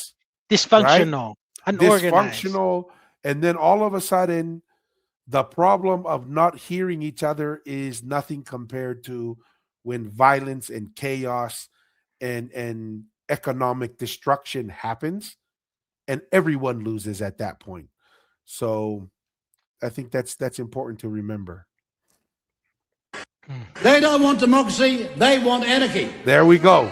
They See? don't want one country, they don't want one law, they don't want one people, they want separatism, division, and laws based on race. And they stated specifically, day after day, but ordinary hard-working Maori are finding them out. The high mark for these people are come and gone. I go back and think of 1867, since the first Maori arrived in this parliament. They all came here all down those decades, over centuries, to Pena Sharples and Tariana Turia and Flavel. They all came here and understood that Parliament's got a protocol which they respected, until this bunch turns up. Sheer utter contempt. Sheer utter contempt for the whole institution. Sheer utter contempt. This is the product. This is a product of feeble minds and bad sociology classes at university. They are the advocates of Marxism and every other damn thing. 100%. I'm glad he calls them out, because that's literally what they are. They don't care about the individual and what's right for the individual and everybody overall. They just want chaos. They want their ideology, which, whether they accept it or not, is heavily aligned with Marxism, which once again leads to suffering for the majority of the people. Any thoughts, anything to add there, Masi? Yeah, no, and what they really want is they want the rest of people who are non-Maori to work and pay for whatever because they're entitled to. This is their land, that everyone is living here in New Zealand, that they all should pay some form of payment to all people who think like them. But that's what I'm thinking. That's what they really want. That's the ideology. Give me something that I haven't earned. And because I'm entitled to be here on this land, when I was like, well, that's the other idea here, is you can only have that if you had, if your ancestors didn't lose the war with the whole, they call them the settlers. So you already lost that hope. So right now you're in a place that you've got to come to understanding that, especially when you have no military. New Zealand has a little military, but it's purely for humanitarian work kind of thing. But when you're living with people who are different races, you've got to work together. But trying to separate, and you're the number 3 out of the races, of the ethnic groups. I don't know. I'm trying to understand. They're trying to use the Western law to force people to pay to pay them, or people who think like the reparation, so they can live their styles and not do any work while everyone builds the country moving forward. That's really what they're trying to get out of this whole identity politics. And Winston Peters is calling them out on it. Yeah. And if And if anyone is under any illusion that if Polynesians had the advanced technology, had the power, would they have behaved differently? Well, we have the Māori and the Moriori example, where the Maoris had the power, they had the will in war, and what did they do? They basically slaughtered the Moriori people in the Chatham Islands. So just so keep that in mind, that if the roles were reversed, there's a high probability that if the Maori had the power and the capability and they could expand their influence and colonize, they would have. That is human nature. That's not a colonialism issue. That's just a human nature issue, right? And it's the same thing when the Maoris came to the Morioris and they said, "Oh, these people won't fight. We have the warriors." Well, we won the battle. We make the rules, and that was the case until Tapalangi came and said, "We have won the battle. We're gonna make the rules." Right. Correct. And I'm not trying to justify any treatments that were wrong or immoral. This is just a statement of reality and reality. fact. Yeah. All right. From this country. And out there, Maori, who got 2 and 3 jobs, have had a guts full of them. You watch the polls as they go forward. Look, there are some Conservative Labour MPs. Some Conservative Labour MPs must be having cold sweats every night. Because where do you go now? You can't go there, and you can't go there, because you go there and there, you won't be over here. Get that part right. You can't go there, and I hope that some sober, conservative, right-thinking Māori people in the Labour Party wake up before it's too late. These people are a nightmare. They have no idea that politics is about, in the end, compromise to get as much as you possibly can, and far more than you can get collectively than you would have got individually. They don't understand the most rudimentary things. Their party has left Middle New Zealand a long time ago, and the Labour Party is going to leave them hanging in the wind too. Today I want to hear from the Māori Party, from the Labour Party, what do they intend to do on this matter? Because the excuse made by the member of the Select Committee panel was the most lame excuse I ever heard. These people wouldn't even turn up the Select Committee. I love how the Te Māori whatever party is like, Winston Peters is just like, no, we keep are going forward marching. Forward party. Yeah, that's what you call it. You have the will to move forward, and you need that. You need that when you're dealing with unreasonable people. Yeah. Demand that they control the whole process of the Privileges Committee. They even demanded that they have their own process. They're going to have their own hearing. It was all bull dust, of course. It was all bull dust. When was their hearing? They never had it. And then they go on TV, and for a long interview, they're almost crying into each other's faces. Can you remember that? Look in the mirror, Ngarawa. What is your DNA? Look, what is your DNA? Mr. Ferris, what is your DNA? Because it ain't by majority Māori, and stop bull dusting your feet. Order. Members, it's getting a little bit too noisy for my liking. So if we could just keep the dulcet tones down a bit. Since 1867, Māori have been elected to Parliament with just 4 winning a general seat until the introduction of MMP, when we saw the exponential growth of the number of Māori MPs. Right now, we have a record number of Māori in cabinet of any government, and far more than the Māori party's got over there, all in our cabinet at this point in time. And right now we have, as I say, a party of extremists who act with utter contempt and ignorance of the process that has been accomplished. A lot of us have striven a long time to see a far greater and balanced representation in this Parliament, but we never thought we'd see, as a consequence of all that hard work, of all those Māori members going back over a century, him off, right that these people would turn up and, unlike the origins and the birth of their own party, have contempt for their own party leadership. This new bunch that just turned up here now, where do they get their license from? Those stumbling through it, they have no license. And they'll find very shortly they're going to be out of this place. They are trying to tear all that down for their own ignorant, misguided political gain. Yeah. Can I just say this, that we had, in the last few years, a very extensive international travel itinerary. This is Traveled hilarious. extensively more than any other foreign minister, but let me say, I still spent more time in Parliament than all those Māori MPs all together. And I want to tell their voters that their MPs are bludging off them. They're not turning up in Parliament. They're not being responsible. And the sooner you know, the sooner you'll be able to hold them to account. Yeah, took a bunch of sickies. I can see what the end is. I can see what the end is for that party, and it's not long. Very interesting. I thought that was pretty interesting. And tells a lot about the politics and what's going on in the battle of ideas, Masi. But any closing thoughts on that? No, I think it's only going to get ramped up now that it's campaign and the date is set. So, New Zealand will definitely, and he brought up a good point.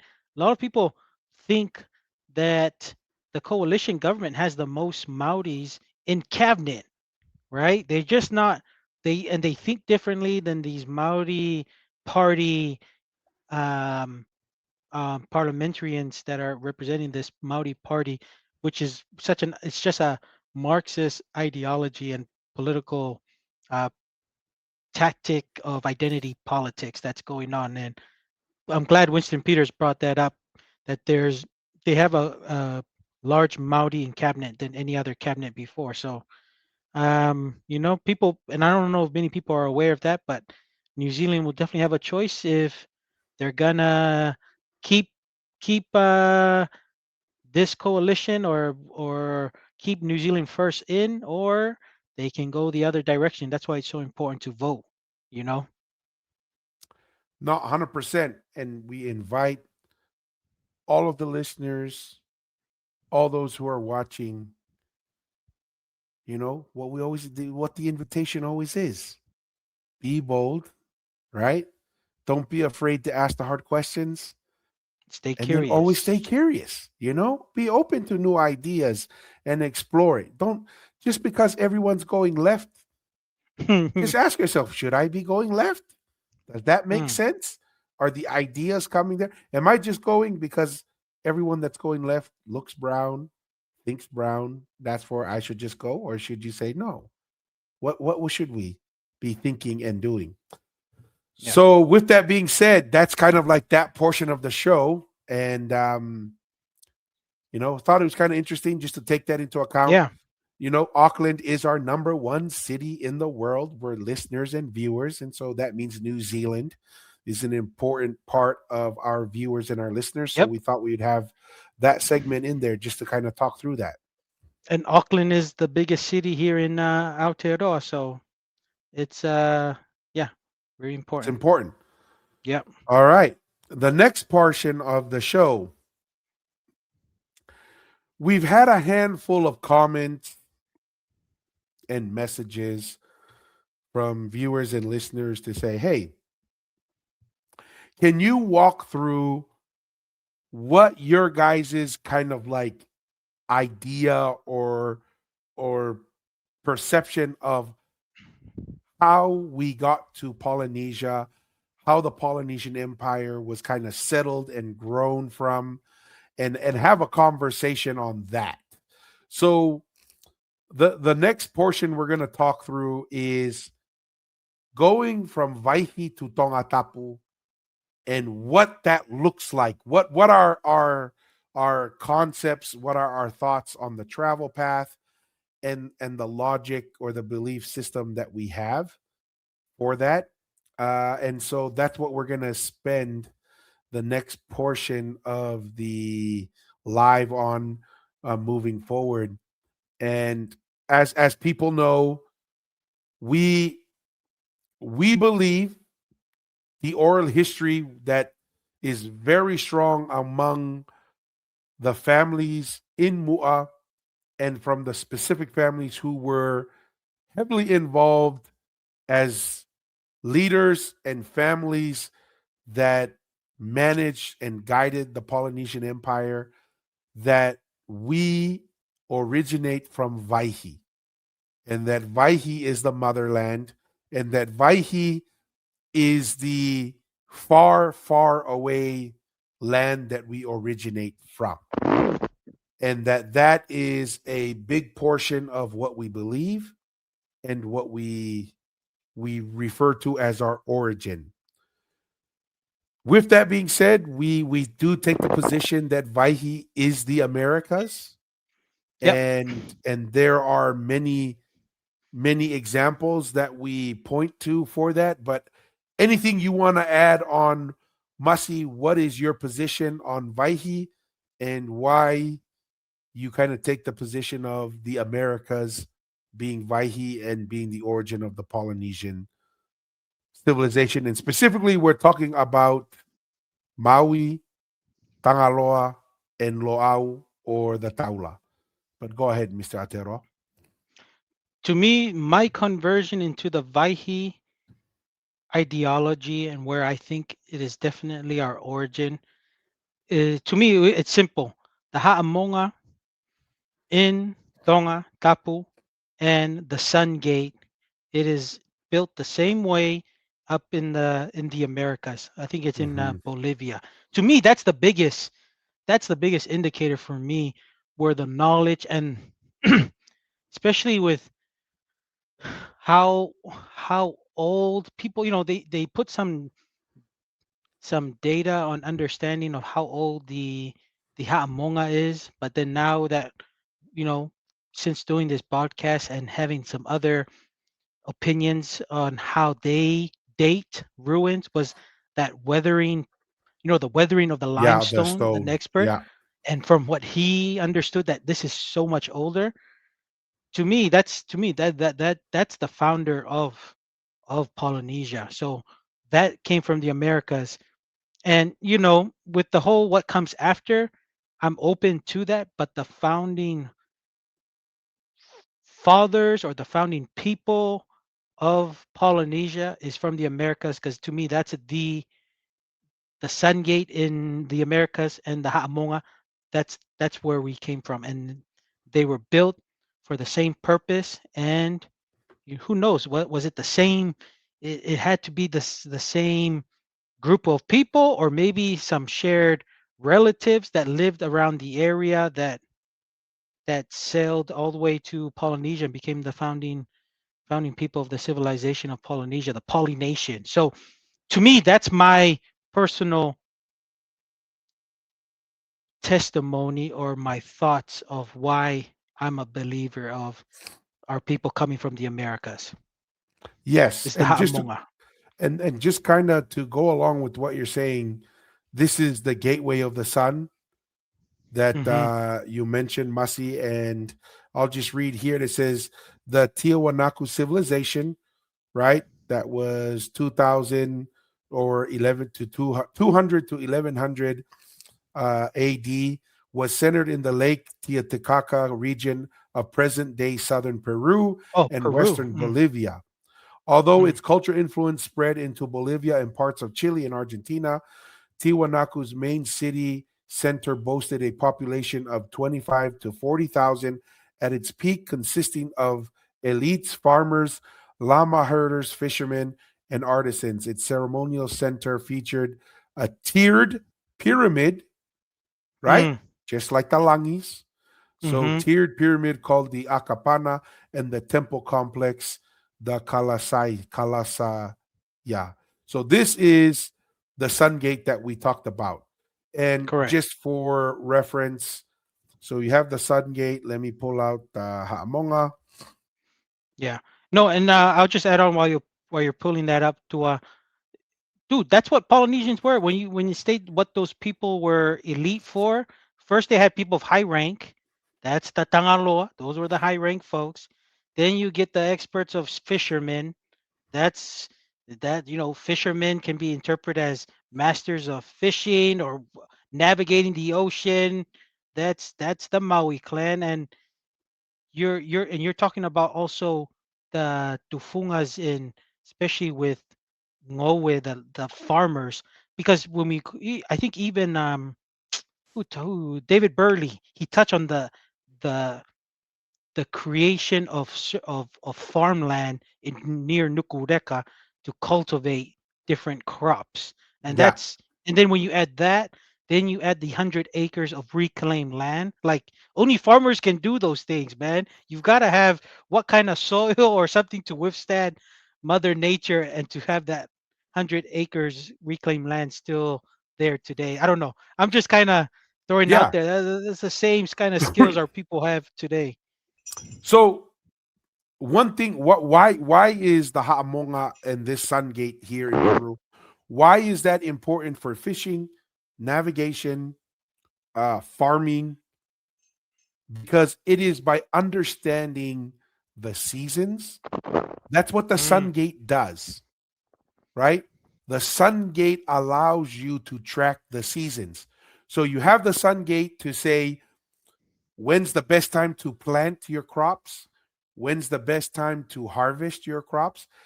The knowing the seasons tells you what's the migration of the fishes, right? Mm. Because just like fishes migrate, they come at certain seasons.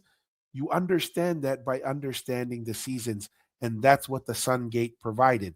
Also, the sun gate helped you on tracking the season, on when's the best time to do your navigations.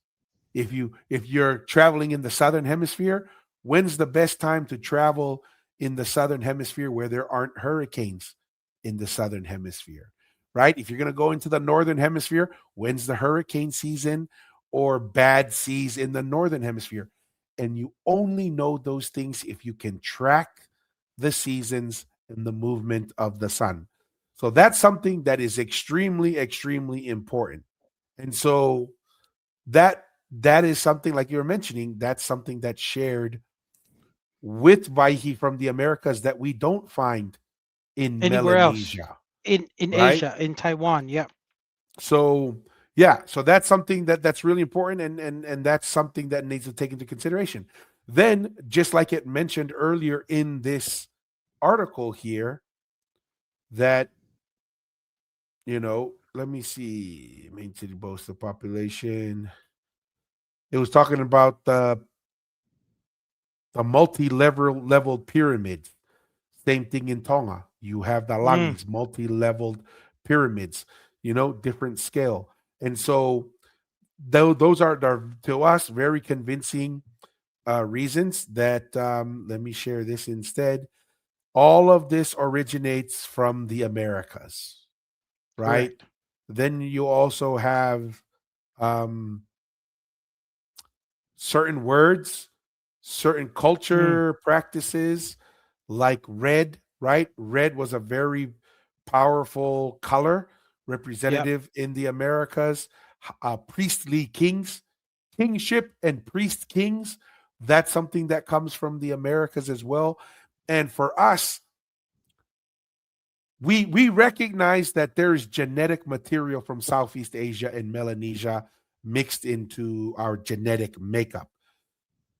But the genetic makeup, the DNA tests tell you where genetic material comes from, but it doesn't tell you where the ideas of a civilization come from. Why is that important? Let's use America as an example. If you go and do genetic studies in America, you'll find, obviously a lot of people from Eastern Europe, from Europe. You also find a lot of Asians from around the world, and you have all that genetic material, and you can say, oh, yeah, a lot of America came from China or from Mm. India. A lot of the Indians, depending on where you do your excavation. Also, we found a lot of products made in China, right? There's a lot of product, and that's for the America comes from China, kind of like the Lapita pottery. You find a lot of Lapita pottery, and you say, oh, they come from the Lapita people. Same thing with the United States. You'll find a lot of things made in China and say America comes from China. But what really makes America special is not necessarily the genetic material, it's the idea and the foundation of the civilization. What is the unique idea and foundation of America that makes it special? It's the Constitution, right? It's leveraging the Bill of Rights. It's the Bear arms. three, yeah, the right to bear arms. It's that Yeah. the governance of the people, by the people, for the people. It's the checks and balances in the system where you have the judiciary, the executive, and then you have the Senate and the House, right? And you have those different three bodies that are checks and balances. That's what makes America America. That's what we're also saying about the Polynesian civilization. What made us special and unique is not just our genetic material, it's the ideas and the fundamentals of the civilization. And we see a lot of those fundamental and technology and knowledge and cultural practices, a lot of them come from the Americas, combined with the oral history of Vahe. Anything else you want to kind of touch on, Mr. Aotearoa? No, with the genetic makeup too, like any, America is the most powerful nation and people migrate there and people have mixed genetic makeup from different areas. It's just like other great past civilization. Like I think of the Roman Empire, like even Italy now. If you do like DNA testing, I'm sure you're gonna grab a mix from all All over over. Europe. I'm thinking of other great civilizations like in the past, like Persia.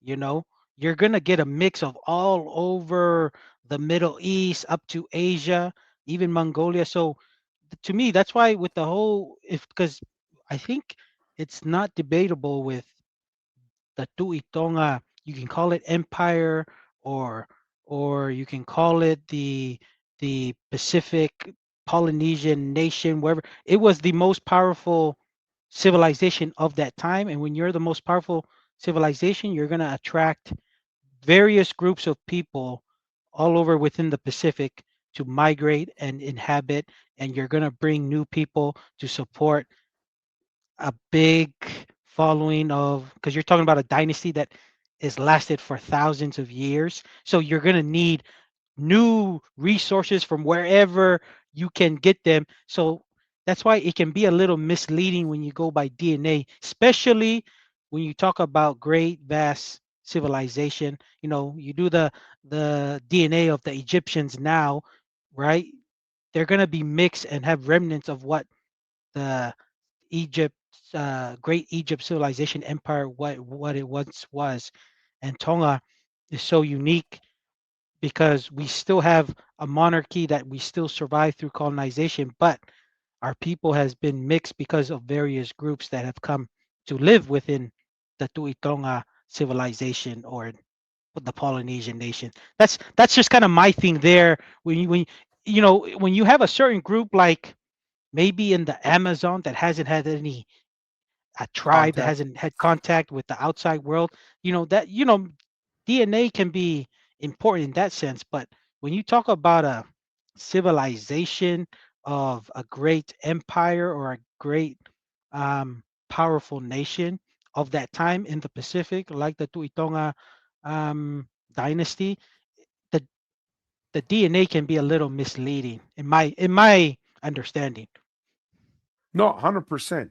And, I remember one of our viewers from the last live we did, Masi, he had mentioned that they found a skull in Kennewick, Washington. So in Washington State, in kind of central / eastern Washington, they found a skull that was 9,000 years old that looks to be a Polynesian skull. Interesting. Yes. And so I had written to, or this viewer had commented on it, and I was like, oh, I've never heard of it, but we'll keep an eye out for it. And it popped up on my feed, and I watched the video, and it's quite interesting.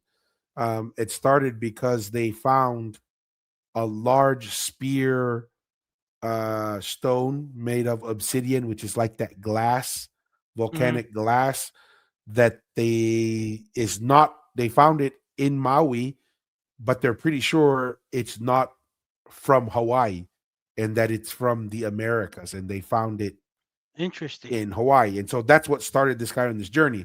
But anyways, so that's kind of our position on Vahe and some of the things on why we believe the civilization and the culture has a lot of things that point towards Maui. So, I mean, to Vahe. So, what is Vahe and who came from Vahe?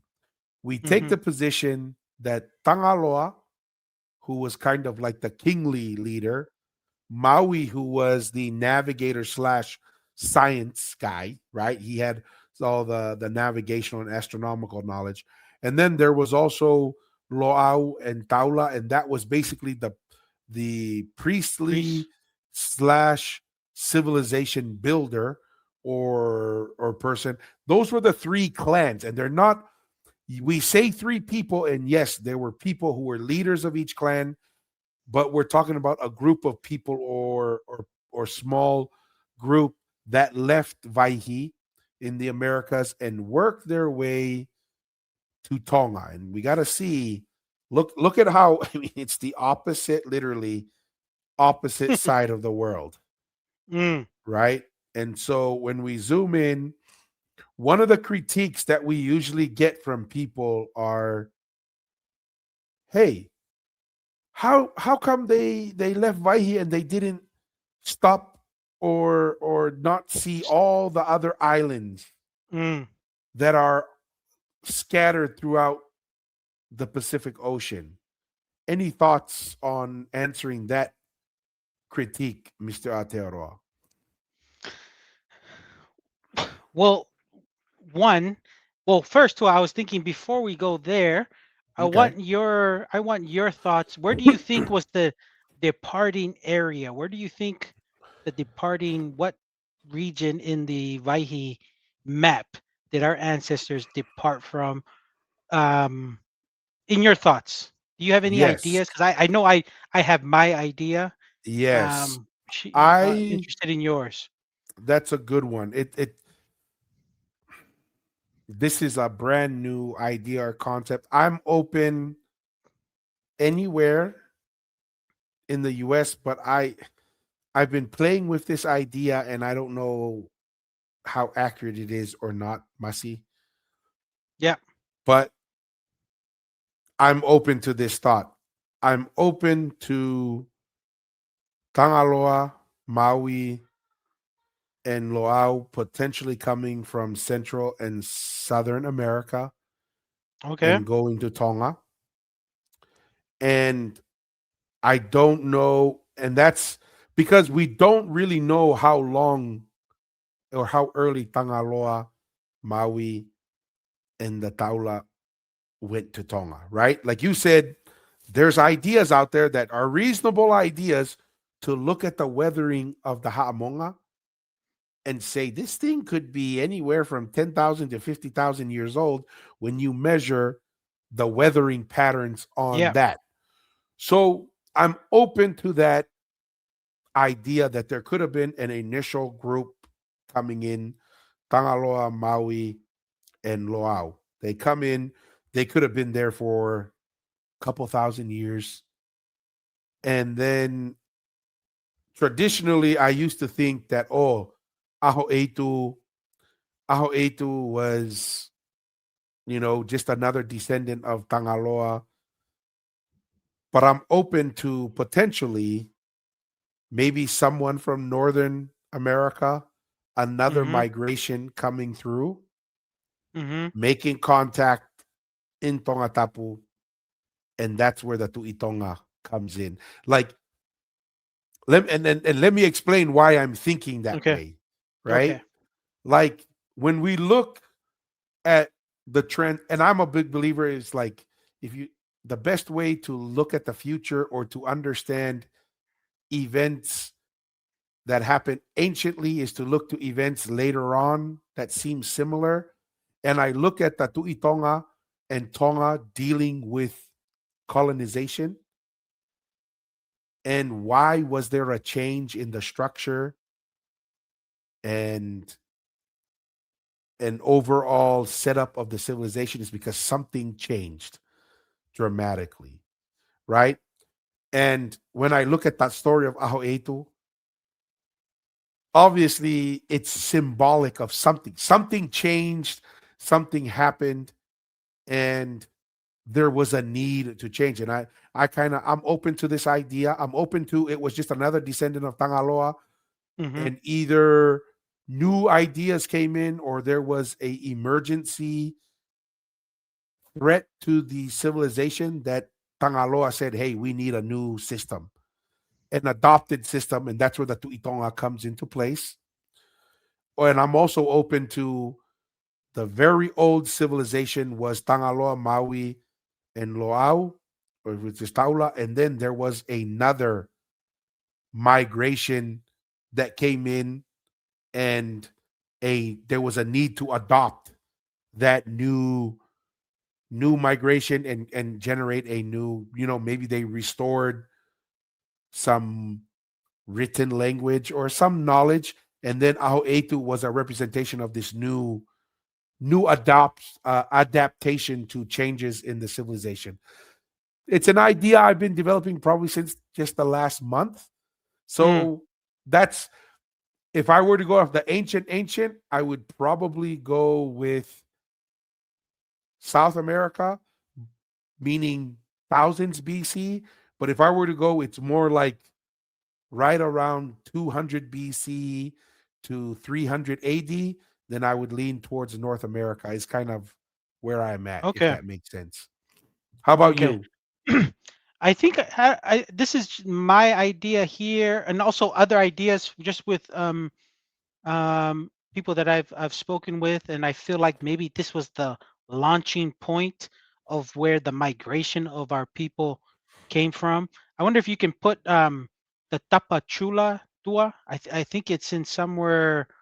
If you can put in your search Google's, it's somewhere I think in current Mexico. Tapachula, right there. I think right there. Chiapas, Mexico. Where does that take us to? So if you can zoom out a little bit, Tua. So Tapachula is right close. It's kind of like that kind of big city of the edge right there in So the very southern end, Mexico. very southern, right? Mexico.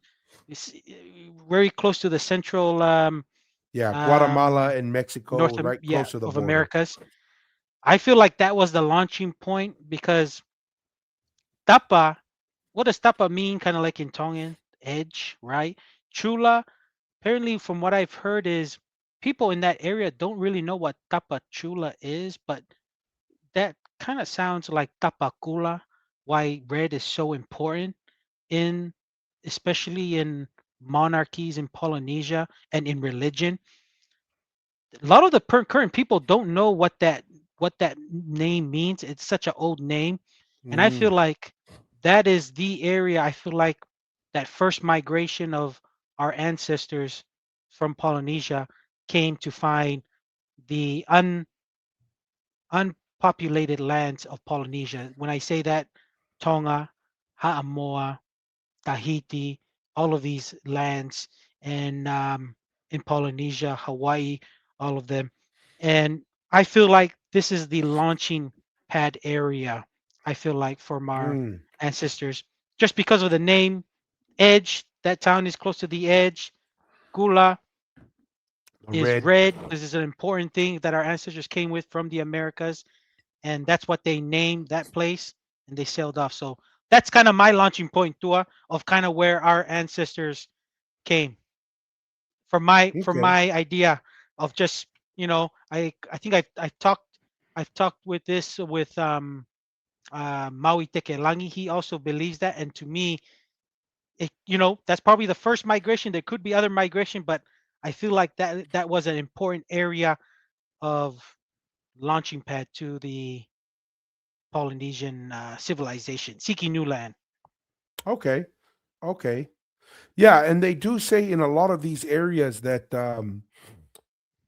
the ruins and stuff were colored red. They had a red coloring on a lot of these things. So I can Mm, see some of that as well. So So there we go. So So now let's we say can, yes, they come out of yes. Tapachula. Yeah. Why is it that, like the critique is like, oh, you have all these French Polynesia, you have, even Hawaii up here, right? All right there. Why is it they didn't stop and see all these islands or stay at those islands? Why did they go from right there, Tapakula, Mhm. to Tongatapu specifically? Well, goes to the story of, everyone knows the story of when the Israelites was released from Egypt. They wandered the desert for 40 years before they found the new promised land. Wandering 40 years and just to settle that land up there, it doesn't take you 40 years to get there, right? Mm-hmm. So to me, it's the same thing with the Hikureo, which is God, right? God had to move his people around for whatever reason, for however long before they settled that area. Because 40 years, you can go, man, 40 years of traveling, man, you can get all the way up to Europe and back, with the Israelites. But it was just settled in the Canaanite land up north, not too far from Egypt. But it's the same thing with the Polynesian people, the first Polynesian people. Hikureo either told them to keep going until they made their first stop to ʻAta in Tonga, and then before they went to Tongatapu, or they probably did go look at some other lands, but Hikureo said, "This is not the place. This is not the place. Keep sailing, find Mm. Tongatapu until what Hikureo says." Hikureo goes, "This is the place." They settled here, built the ruins, the first ruins, which is where they lived, where the langi was at, the Ha'amonga a Maui, the sun gate, to tell where the sun rises and the sun rests, and also the astronomical knowledge. And then you develop a religion to keep in communication with Hikureo. So to me, it's either they came and just found ʻAta and then go to Tongatapu, like the oral tradition of Tonga from Muʻa says, or they could have wandered around like the Israelites for how many years in the other, maybe found other islands, and they said, "This is not the place. This is not the place." And then they found ʻAta and Tongatapu and then Hikureo says, "This is the place." And then they keep building their civilization. That's just me and my thoughts, Tua, on that. I don't know if you had any additions or maybe a different perspective on that. Yeah, I think it was in one of our conversations. I lean towards that as well, where I can't remember who we were having the conversation with, Mussy, but you were definitely in it, and we were talking about the Europeans and their discovering of the islands. I didn't realize that they were zigzagging all over the place in the Pacific, and that Mhm. many times they would sail past islands and not even know that there were islands nearby. And that's why they were Right. zigzagging. That's why that's why they brought on that Tahitian navigator guy. What's his name? Ooh, yes, by Cook, right? Yes. Who drew I the forgot map? his Tupaya is his name? Tupaya, correct. Yeah. Yeah. So that's why it was a big deal to bring him, because he would tell them, instead of just zigzagging and kind of tracking, where you've been, to say, oh yeah, we didn't see any islands here, but this is where we found an island. Yeah. It is actually because of the size of the Pacific Ocean. It's the odds are against you that if you were just to let's just do this example, right? If you just left Tapachula and just sailed out on the ocean like this, heading towards Tonga, the odds are against you of finding islands along the way, Yeah. right? This is why what our ancestors did in the Pacific Ocean is mind-blowing, because when you go out into the Pacific Ocean, and this is what Burley talked about, right? Like, Mm, he talked about when you come from here, he says you can almost see the islands next to each yeah. other. So he says, but once you kind of get to this area, you have to know where you're going, or you're just going to go out there and die. Yeah. Right? Like you, Mm. and the odds are against you of finding land. So really, there's two things. Number one, the odds are that if you left here and you sailed to Tonga, to Tongatapu, the odds are you wouldn't run into any of these little specks of land. Yep. Right? You have to know where you're going, or you have to be guided to a place by someone or something. So that's the first one. And then the second one is I'm in alignment. You know, Hikuleo, first off, is not a female. That's something that we dug into this, right? It's like, where did this idea of Hikuleo being a female? Then we find Looks out like it was made. It looks like it was made up like the Purimere thing. Yes, the Pulemele, right? Everybody Yeah. called it Pa Tonga, and it was the residents of the Tui Tonga. And then the academic comes and goes, no, we're gonna call it Pulemele because it's not sexy to just say it was part of the Tui Tonga Empire. We're just gonna say it's something new, right? And the locals are like, Pulemele, we've never heard that word our entire lives. We have no idea what that is. Anyways, but that's probably what happened. That happened with the with that little idol that they found that was female, right? They're like, we have no idea what this is, but Hikuleo is recognized by everyone, so we're gonna say this is Hikuleo, and Hikuleo is a female, probably because it's woke and the feminism deal was going on at the time. It's so inclusive. inclusive, yes. So yeah. So number one, we believe that Hikuleo is a male, and that's what the oral tradition says, who led Maui, Tangaloa, and Taula / Loau to Tongatapu. They first landed at ʻAta and then, moved to Tongatapu. And did you notice what was interesting, Masi, when we spoke with David Burley about the sea levels? What I thought was interesting. Was it the Go ahead. same? It still stayed the same? What did he say? No, what he said was, and I can't see ʻAta. ʻAta is to the south of Tongatapu, but I can't. Let me see if I can find it. But what he said was the sea levels were actually higher, right? Oh, wow. The sea levels were actually higher. So there's ʻAta. So the oral history says they actually landed ʻAta, but they knew that's not where we're supposed to be. So they explored the area. They find Tongatapu. This is Maui, Tangaloa. And then they're told this is the place to be, right? And then if we go to Haveluliku area, not too far from the Oholei beach, and this is Hamula. That's an old name that comes from the Americas. Hokula? Yes. Is it Hokula? So this is where Hokula is in this area.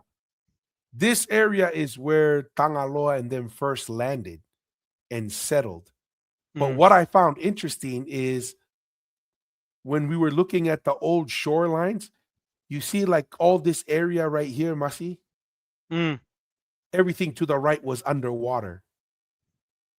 Interesting. So Tatagamotonga, Makaunga, all this area, a lot of Nuku'alofa, and even kind of going like this, Nuku, all of that was underwater. You know what wasn't underwater thousands and thousands of years ago? Hokula, the Haveluliku side of the island, which is quite interesting because that's where it said thousands and thousands of years ago that's where they landed. Angaloa, they landed there. Interesting. Okay, I didn't catch that nugget from David Burley.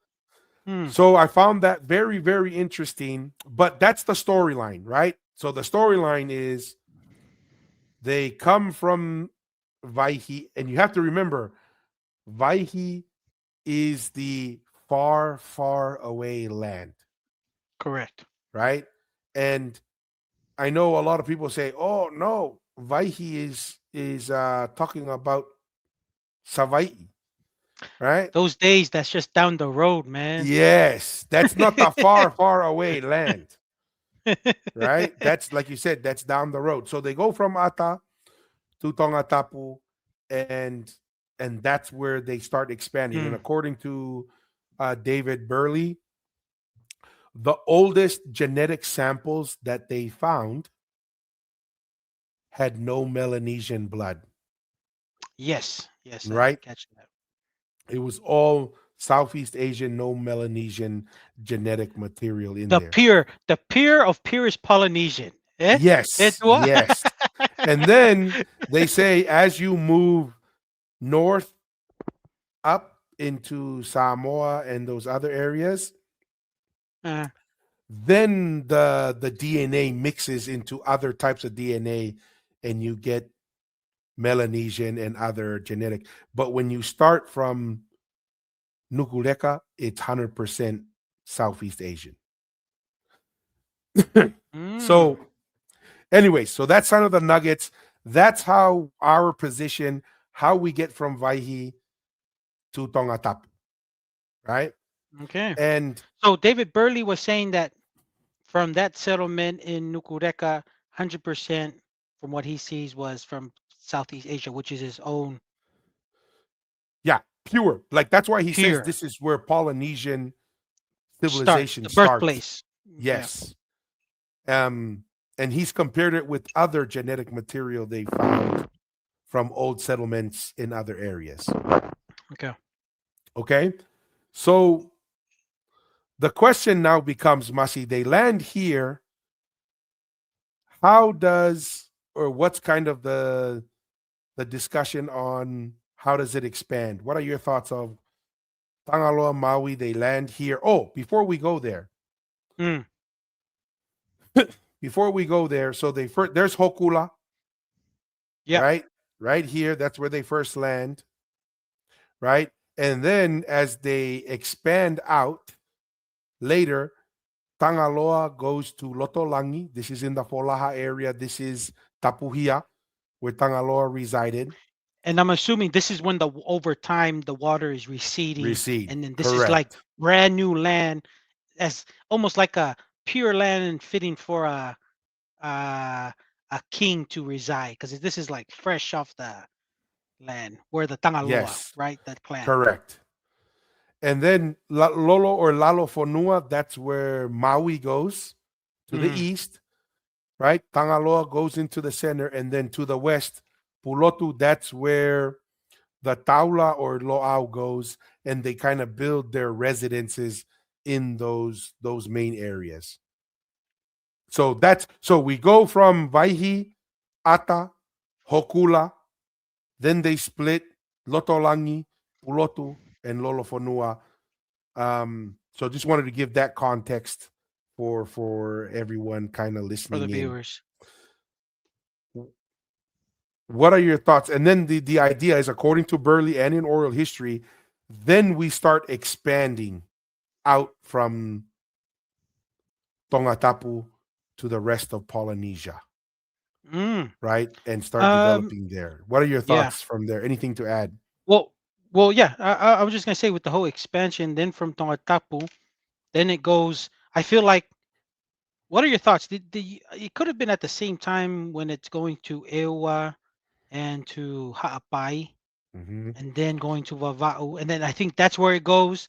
Then to Niua, and then it could have been from Niua to Ha'amoa and Niue and the rest of Polynesia, like going eastward after Yeah, Samoa, Niue, going eastward, hitting Tahiti, hitting Marquesas, Rapa Nui, Hawaii, Aotearoa, and correct. then Fiji.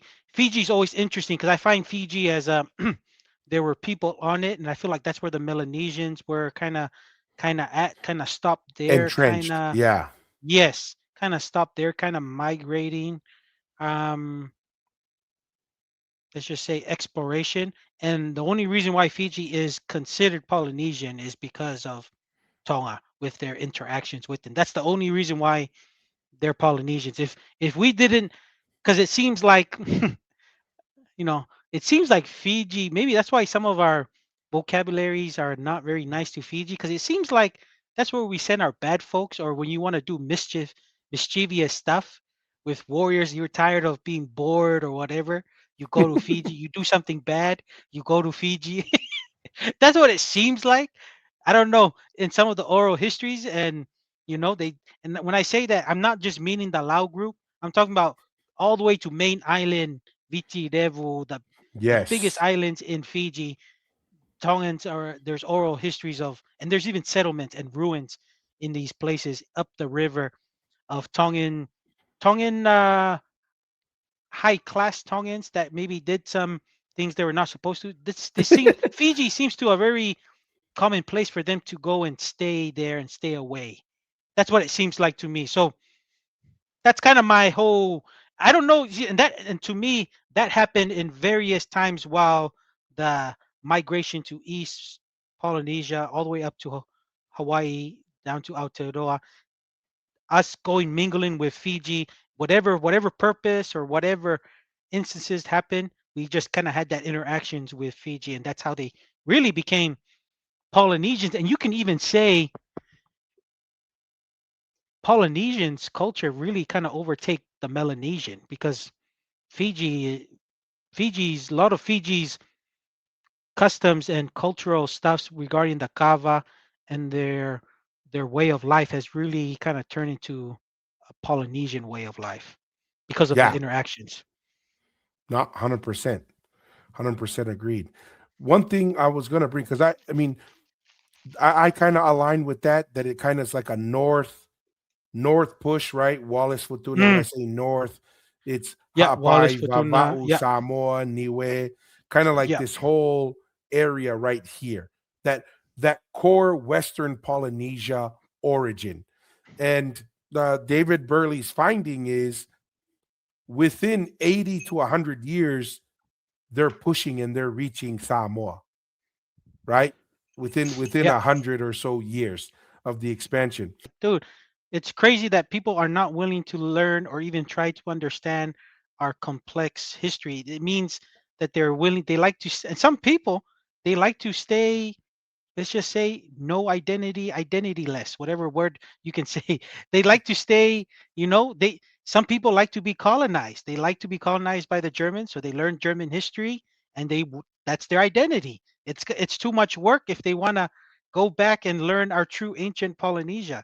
And to me, I just find that very mind blowing that people don't want to. They see it as pride and stuff, because what they've understand of history, they're not willing to discuss, because they want to stay with no identity. They want to stay with no history, because their history is probably, if they were in American Samoa, it's American history. That's all they know. If they're in French Polynesia, it's French history. That's all I want to know. And I'll just pick snippets of our true ancient history. So to me, I find it very interesting that people will say that, and if they see it as prideful, it's like what you said, Dua. When we say we're one people, we're literally one people, and we're just trying to put the pieces of the puzzle of our history. Because to me, people who don't know our history, I'll take somebody who knows our history of Polynesia to make better choices of in life than somebody who's going to be. It's almost like they're aimless in life, don't know who they are, because they can be one person today and another person the next day. Because if America takes over the next day, there'll be this one. If America loses the other day, there'll be that whatever that Wishy-washy. country is. Wishy-washy, man. So that's Yeah. just my idea, my thoughts. People who do, that's how I view them. I could be wrong, but usually I encounter people like them. They really have no core or have no base to stand on, because their foundation is not firm in their Yeah. identity. So No, that's just me. 100%. I just wanted to share that. Yeah. And really, and that was a very long close for me. Sorry, Masi, but I'll kind of wrap it up with this. Mm,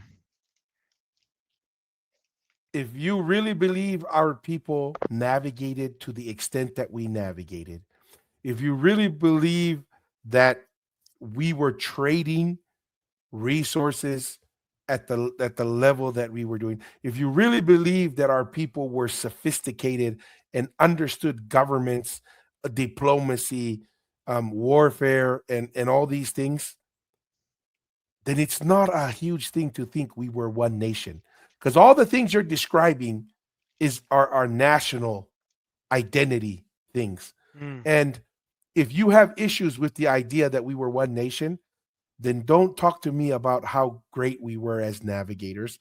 Don't talk to me about the shared traditions that we have. Don't talk to me about the linguistical similarities that we have and the intermarrying that we were having for thousands of years, because you don't really believe that. Because if you really believe that, you would see that we were one nation, or at least open to the idea, right? And so that is what we'll end with. Want to say thank you to everyone. As always, don't be afraid to ask the hard questions, right? Be bold Yes, and sir. always stay curious. Peace. See ya.